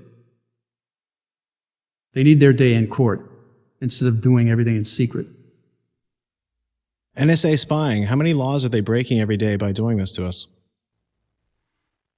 Well, I mean, if you don't count the unconstitutional laws they passed to try to make it legal, then they're violating the pen register law for a total of at least 280 million records a day. I mean, persons a day. So the pen register on 280 million plus people every day is being violated. And you can argue the same for the 150 million or so of people who are on the internet. Then you can also say the Electronic Privacy Act is being violated, the Electronic Security Act, all the FISA regulations that were governing telecommunications companies and any communications company, and all the laws that were behind all of that, plus, of course, all the constitutional amendments, First, Fourth, and Fifth, at least. So, and I'm sure if you looked around, there could be any number of others they're doing too, including cover-up laws for covering crimes up, and they're doing that any number of times, day after day after day. I don't know, it's just too many to count. How would you describe the special relationship between the United States and Great Britain? That's the closest international relationship that I know of. I mean, ever since in World War II, of course, we were cooperating together in breaking the German codes, the Enigma code, and also the Japanese JN25 and the Purple codes. Actually, the British did not break the Enigma code. It was the Poles. And there's a story behind that. The Poles, the way they were able to do it, originally the Enigma encryption was started out to be a commercial encryption for business. And it was started by German companies, and the Poles were manufacturing the device. So the Poles, as they were manufacturing the device, every part in that device would be stamped with a number, and they would shift down. The next part would come and get stamped with the next higher number. So they had a trail record of all the devices they were and parts that they were creating. Well, the Poles, as they were doing it, would move the assembly line down one, but not up the counter. So in fact, they would print two versions of the same numbered part, and then they'd take one of them. So that meant that they had the entire Enigma device, a copy of it, and the Germans down at the end copying or checking off all the numbers as they came down, got every number. So they weren't missing any. So they thought they had them all, when in fact the Poles took away one copy of the device. In fact, I believe the Germans, when they invaded Poland in September 1st, 1939, and overran some of the positions, they found some of the transcription or the decryptions of the Enigma device in that process. So they knew they were being read by the Poles. What they didn't know was the Poles then smuggled copies of those devices out to the French and the British. And so the devices came from Poland, and they explained how they were breaking into it and everything to them at that time. And then from there on, they managed the key recovery and decrypting of the messages from then on throughout the war. And after the war, we continued that special relationship, fighting the Cold War, fighting against the Soviets. Can you describe what it was like? Well, yeah, it was a continuation. I mean, the Five Eyes were the English-speaking countries, the U.S., Canada, UK, Great New Zealand, and Australia. That was the Five Eyes group, and we were basically cooperating very closely on breaking codes and intercepting information during World War II, and that simply continued thereafter. So we had this worldwide cooperative effort to do SIGINT around the world, and it evolved into the Cold War. So we went in and changed, and we switched from focusing on the Germans and the Japanese, and focused now on the Russians. So that just simply continued. What's the relationship between NSA and GCHQ? Well, I mean, they're fundamentally integrated operations. They share everything they do. So it's like I say, the closest relationship that I'm aware of in the government. Simply because it takes so much effort to be able to break into crypt systems and things like that, and solve problems like that it takes a really close cooperation and coordination. And that's the closest relationship that I know of. Have you ever heard of Operation Gladio? No. Okay. No. I mean, when I left NSA, they were running over 2,000 programs. Each one had their own name. So that's... Okay, so I'll just take 30 seconds here. Operation Gladio is a joint effort by British and American stay-behind forces in Europe to fight against the Soviets. And so it sounds like a really good reason that we're working together and we're doing that.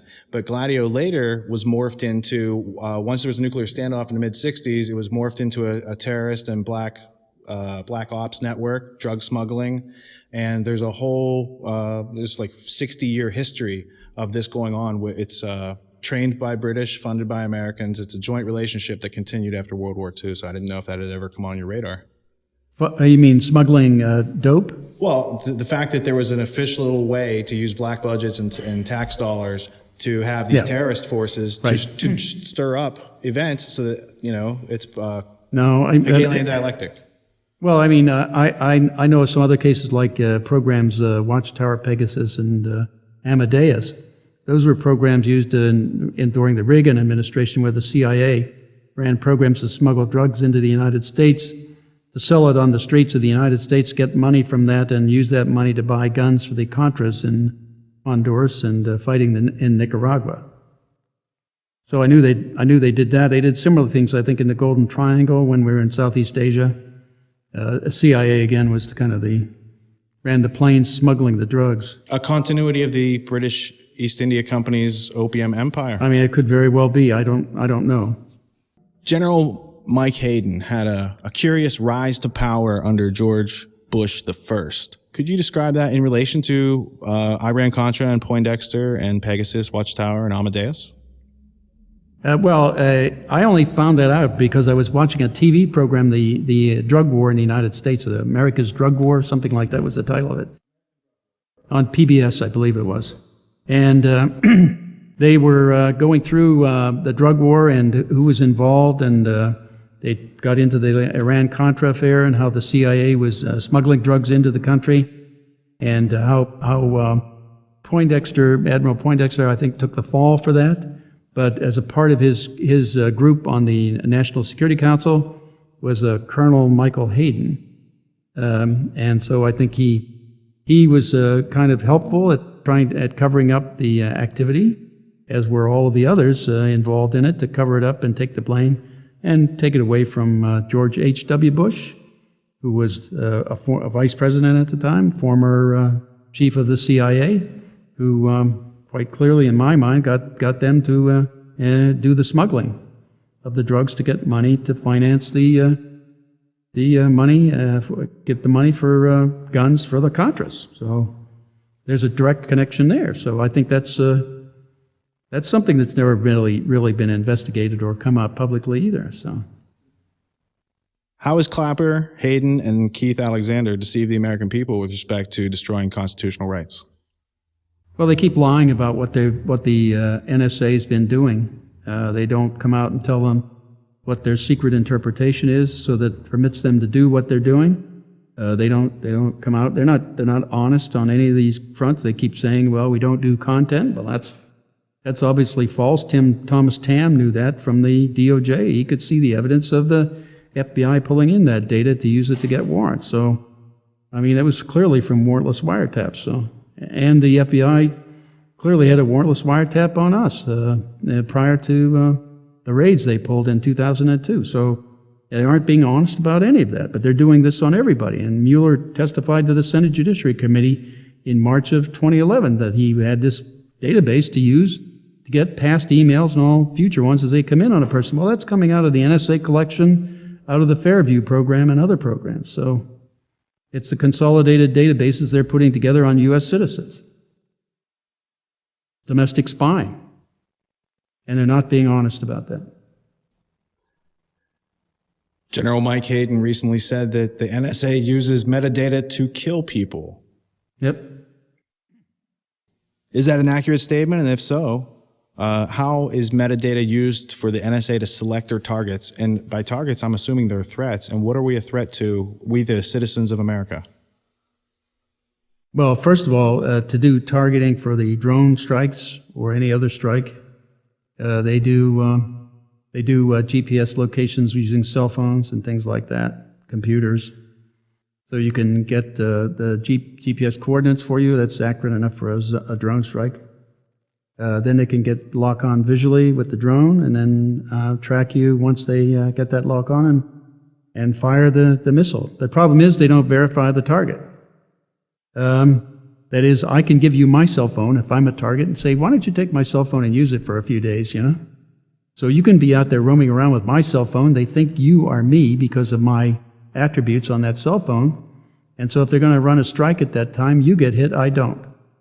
So they need to verify the target before they do the strikes. And the second objection I had to it was what's called in their terms a double tap.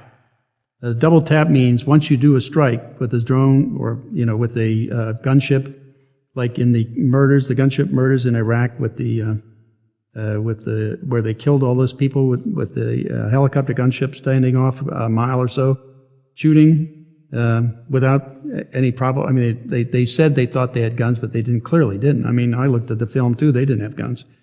But the double tap principle simply says, in both cases, once you do the strike, wait for people to come in. When they come in, then you fire the next one and do the strike again.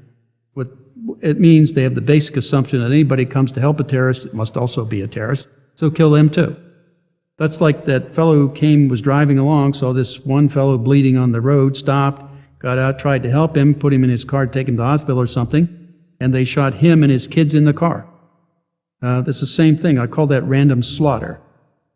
That's not a disciplined intelligence process at all. I mean, that's just slaughter. The NSA collects metadata on citizens. It then selects targets and then could call upon a drone. Has that process ever led to the drone strike killing of an American citizen? It has overseas with Alaki and his son, but not in the United States. I think there was one other one too, but I can't remember the name. But that has been done, yeah, in Yemen. So they're allowed to hit U.S. citizens as long as we're not in the country?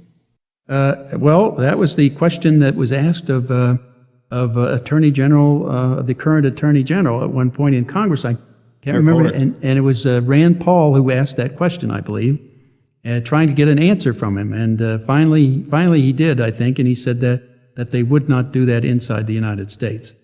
But just the fact that it took him so he had to say it so many times and keep going back to that question says that even that answer is in question. So I'm not sure where our government. You see, you can't trust our current government. They just don't tell you the truth anyway. They'll say, well, we had this secret interpretation. Congress passed the law. We had a secret interpretation, but they passed it again, so they must agree with our secret interpretation. When in fact the words in the law don't say what they're doing. So it's all hypocritical, and they're all basically criminals in my mind. In a post 9/11 world, the idea of being spied on is no longer surprising. It's because we need to preserve our freedom and liberty in this country, and we have to lose our privacy. And that rhetoric has been out there for 13 years.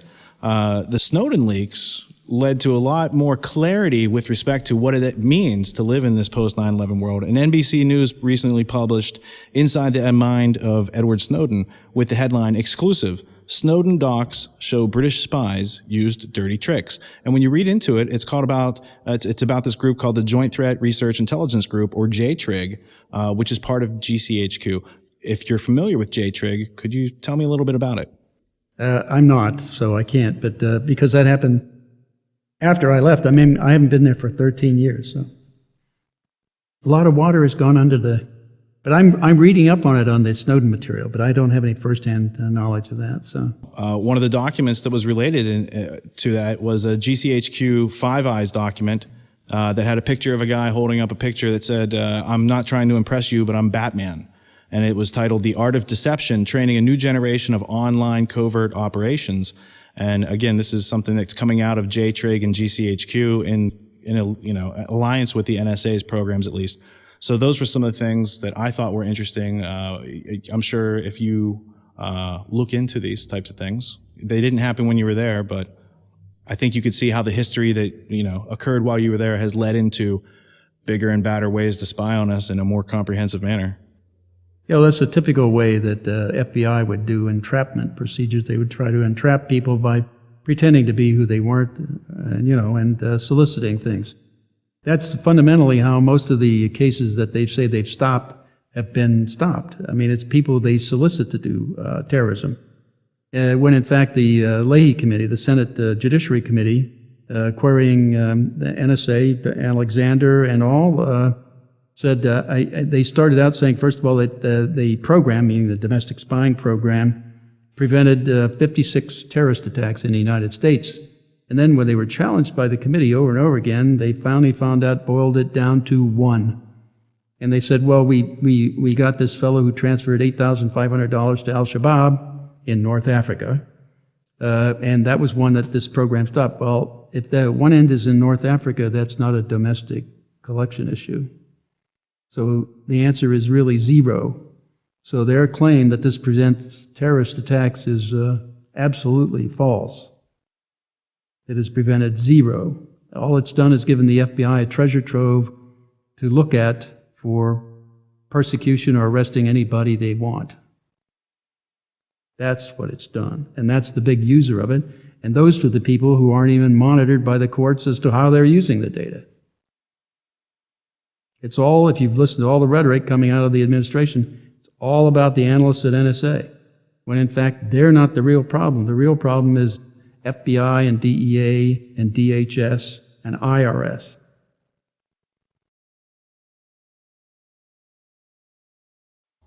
What's the purpose of the Utah Data Center in Bluffdale, Utah? Well, it's to hold all of the content of data they've been collecting. And the claim that that metadata is all they're after, well, if they were only after metadata, they could put the entire world's metadata in every domain of relationships that exists in a room that's about 20 foot by 40 foot. That would be all it would take to handle all of the relationships in the world. You put up 8 to 10 foot racks and load the racks up with a thumb size thing can hold a terabyte now. You put thousands of them up there in each rack, and then rack after rack after rack, and you can pretty much and you use the condensed version of a graphing technique, and so that puts the graph together on any domain in much less than one rack. So you could hold the entire world's metadata relationship in the database that would require a 20 by 40 foot room to hold, allowing for cooling too. So the rest of that would be for the entire world, for everybody in the NSA community or the intelligence community. So the other 999,000 plus square feet of Bluffdale are being used for what? And that's for content, because content is the real bulk of data that they're collecting. That takes a lot of storage. Metadata does not. In relation to trying to solve the problem of legal surveillance in a world where it's increasingly difficult and there's more sources of metadata, at one point in your career, you were offered, there was a project, it was a $1.2 billion project, and they gave you some goals, and you went off and you could only spend how much, and why weren't they happy with that? Actually, that was the NSA transformation office that came down and offered our group in the SARC $1.2 billion to manage the moving the NSA into the digital world that is taking care of all the volume, velocity, and variety problem. And they said, well, what could you do with that and get back to us? And we said, well, okay, give us a few days, 4 or 5 days, and we'll come back to you. So we sat down and tried to figure that out with all the people we had there, 4 or 5 of us, and who were doing the planning for the group. And we felt that we could do the entire world of NSA and all these sites all around the world and upgrade everything, even all the way back in the NSA, manage it and do everything we wanted to do with it, collect everything and that we should collect, and also look through everything basically, but only pull out what was relevant to the targets we were after, and make it a valuable source of information for all our analysts. But we felt that we could only spend about $300 million. That would be the entire amount that would upgrade the world for NSA. And we told it was the deputy chief of the NSA Transformation Office that offers that. We told him that. He said, that's really great. He went away and said, thanks very much, I'll be back. And he went away. And came back about 2 days later, and he says, that was really great what you told us. Now, what can you do for $1.4 billion? I said, well, we could still spend about $300 million, no matter how much you want to give us. I mean, we could probably try to think of other programs to run and do, or things to upgrade capabilities and infrastructure, maybe a building or two, I don't know, whatever would be needed logistically, that kind of thing we could do. But we could never spend all that money. Not the way we operated. So in other words, it's a finite planet. 300 million could actually do the job. That's not good enough. And they want more, and they need to keep their budgets bigger. So they need to be able to have private contractors that come in and spend all that money, right? And they're getting away from solving the problem, and they're getting into abusing the truth for profit. That's right. And the point was they wanted these corporations to feed on the money. It was a build up the corporations as well as the NSA for the NSA's budget, for the numbers of people working for NSA, also for the contractors and the number of contracts they had with them. So it was a much larger enterprise going through these military industrial intelligence complex. And I think Washington Post did 3 articles on it last year. I think the Top Secret America was what it was called. They gave 3 different front page accounts on all the facilities for the intelligence community around the United States, and what happened after 9/11 and how it all got built up. And that shows you where all the money went to do this. It went into the pockets of contractors. And even though Poindexter's Total Information Awareness was shut down because it was just too obvious, the same plans that DARPA came up with appear to have just continued on with other projects. It was ongoing at NSA, and it was just to test the waters to see if they could do it openly. And that told them they couldn't, so they continued in secret. And they're still trying to keep as much of a secret as possible. I mean, even in the Reuters article that came out about the parallel constructions and how they used the NSA data to arrest people, one of the federal agents in that quote gave a quote to one of the Reuters reporters. He said, "This is such a great program. I just hope we can keep it secret." Well, that's our secret government in operation. Can you compare and contrast the surveillance state under Bush versus Obama?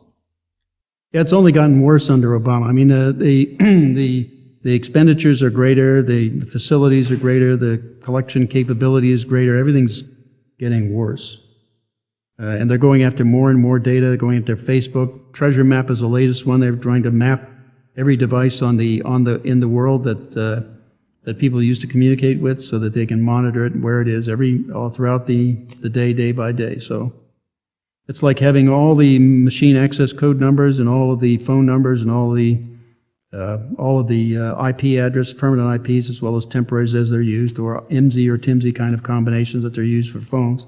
So, I mean, that's there for them, and they want to compile that and monitor that throughout the day, every day, on everyone. Can you describe your frustration and disappointment in the post-9/11 world insofar as people being tricked into trading their liberty for the illusion of security?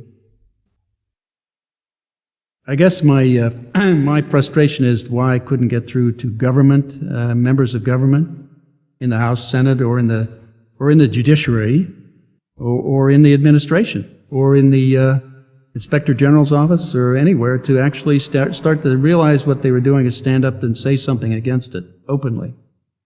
That was kind of the very frustrating part, because you thought these people who took the same oath of office that I did would actually do that, and you also thought that they would value the principles in the Constitution and what they stood for in terms of human rights and human freedom.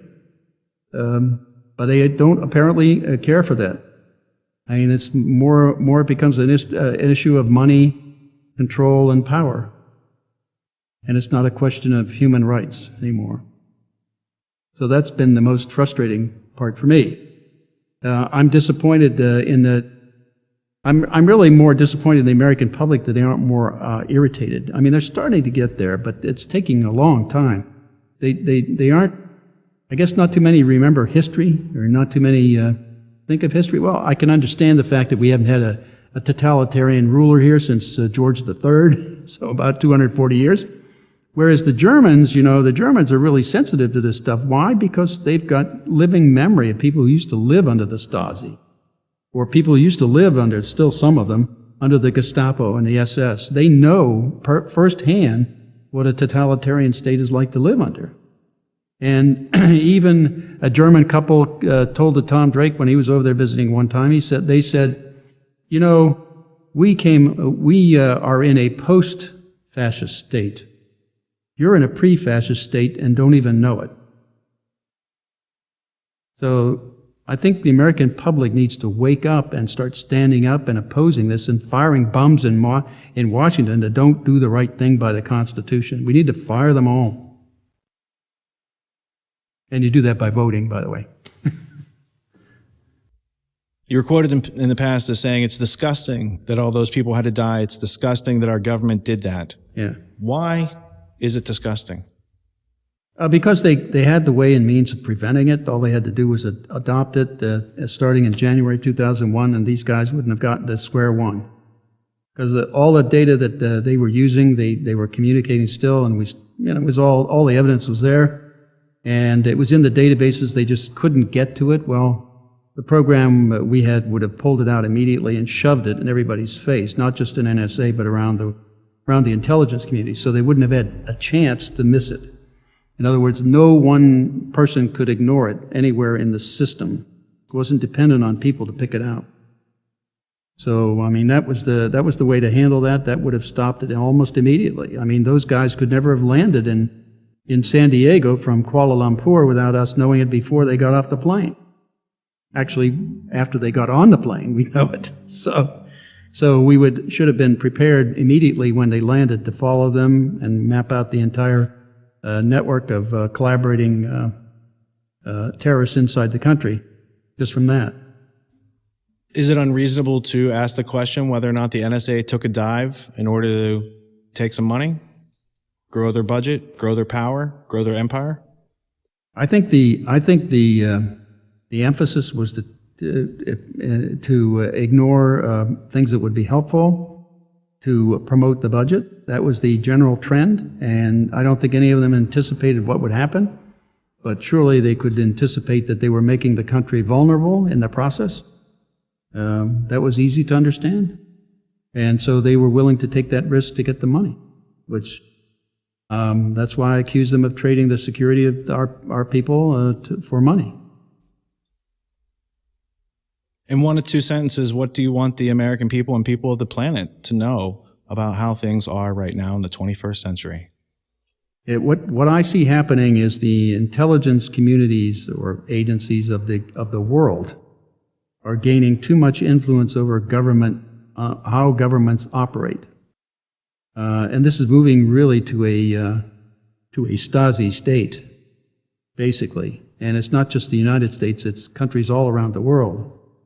So I think in terms of oversight by any government, anywhere in the world, of intelligence agencies, they have to find and make sure they have ways and means of verifying what those agencies are telling them. They have to have outside sources coming in and validating what they're being told. I mean, otherwise these agencies will do basically whatever they want to do and tell whatever story they want to Congress or any other equivalent government organ anywhere in the world. So you have to be aware that these agencies are threatening what is fundamental to human rights everywhere. And you've got to ensure that you have some way of verifying and keeping these agencies in line. And whatever it takes in law and whatever it takes technically to make that happen, these governments around the world, all of them need to do. What subjects do you think most people they're in the midst of using technology that gives them certain vulnerabilities? What resources where can they start to kind of find out, well, where are these vulnerabilities and how do I mitigate those risks? Actually, if you're a target, I don't believe there's any way you can eliminate the risk. I mean, in fact, I don't think there's anything you could do to stop. If they're after you, they're going to get you one way or the other. I mean, there are so many, if they can't get it through the internet, through the tapping of the lines or anything like that, through a commercial means, and they're unsure about you, they can get it by close access means, coming in and actually bugging your house or bugging your, or putting monitors in your system, in your house or on your computer. They can use your computer video to look back at you. Or they can monitor within a certain distance the keystrokes you're making on your computer or what you're putting on your computer screen. And if that's not enough, they can come in through the firewall you think you have but don't, and go through your operating system that you think protects you but doesn't, and read your encrypted email that you thought was secure but isn't. Or they can simply wait for you to do decrypts if you've done that, pull them off, and use your unused CPU while you're on the computer to drain it. It's called active attack. So if you're a target, there's virtually nothing you can do. And if they fail in their electronic means, they can always send the FBI at you to do a sneak and peek and take your photograph or do whatever they want. As they have done with us, by the way. So why should people resist? I personally don't. I get out there right in their face and say to them what I think of them and what I believe they're doing from all the material I've got from the Snowden releases and everything else. So I mean, in fact, after I started doing that, Director Clapper came out and said no former or current employees of the intelligence communities are permitted to discuss any of the Snowden material. If they do, there's going to be administrative action. What's that mean? It take away your clearance. Well, they've already done that, so I've got nothing to lose there, and I've got my First Amendment right to speak about anything in the public domain to stand up for, and that's what I'm going to do. And that's what I told him at the National Press Club, that I will not give up my First Amendment rights for anybody, and that includes Director Clapper. With regard to ensuring that history no longer repeats and we don't end up with our own Gulag archipelago and none of us have to be a Solzhenitsyn in this country, what do you have to say to the audience in America who can't believe that their government would ever do anything like this to them? What can you say to wake them up? You mean beyond what I've already been saying? You know, I really don't know. I've been trying to make it clear to them that they're all in jeopardy. Certainly we are a case in point. Jim Risen is another case. I mean, plus the entire reporting pool of reporters anywhere in any industry, in news as well as in video or TV, radio, or in print. They're all in jeopardy, and that's what the government here is trying to silence. They're trying to keep reporters from being able to investigate things, and that's a straightforward violation of the First Amendment, freedom of press. But it's also it says what they're doing is that they don't want the public to know what the government, are doing, and that's a very that's the total flip of what our entire foundation, the founders of this country, had intended, and our entire process is. The Constitution and all the amendments is set up so that the people are supposed to know what the government's doing.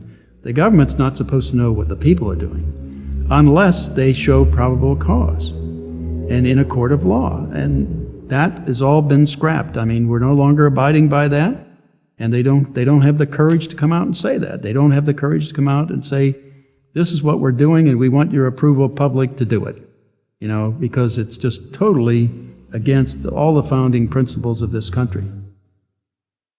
And I don't know what else to say to people to try to get them riled up, but if you don't stop this, if you don't stand up and speak against this, it's going to get worse and worse, and there may be a point of no recovery if we don't stop it.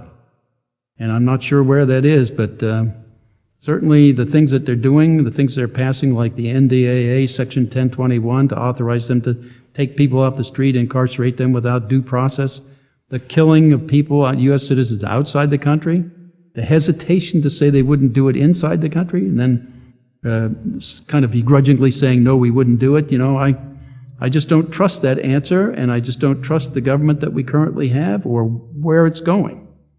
I mean, I just think we need to, as a public, stand up and take it back, take our freedoms back, and take our country back. Because we don't have it now.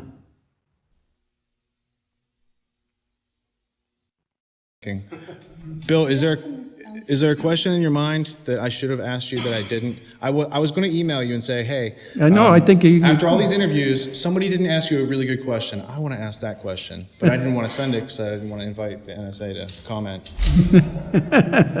They might have answered it for me, right? A little insert there, you know? Like, go to hell, I can't make it, or something, you know, they might have said that, right? No, I don't, I think you pretty much covered it. Like I say, you had a pretty good list there, so. Then you're off the hook. Thank you so much. Nice job. Give it to him. I'm depending on you guys to punch him in the face with it, right?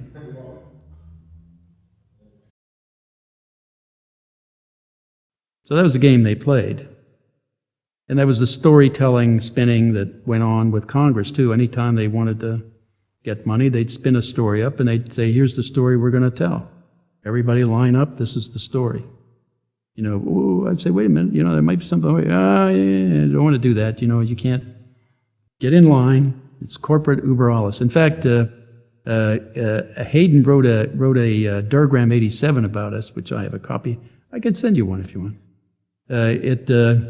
It basically said we need to, once the corporation decides what we're going to do, we need everybody to, I don't want everybody to be totally submissive, but once we make the decision, everybody needs to get behind it and support it.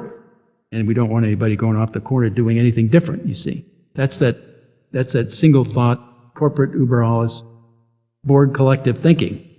And what it said to the technical people at NSA is we don't want you being creative and innovative. That's what it said. It was very clear. So one of my friends, one of the seniors down in the old Russia shop that I'd left to be the world technical director, said that he found a quote from a 1906 speech that said exactly the same thing, except this one was given by Ilyich Lenin. And instead of the corporation, he said the party.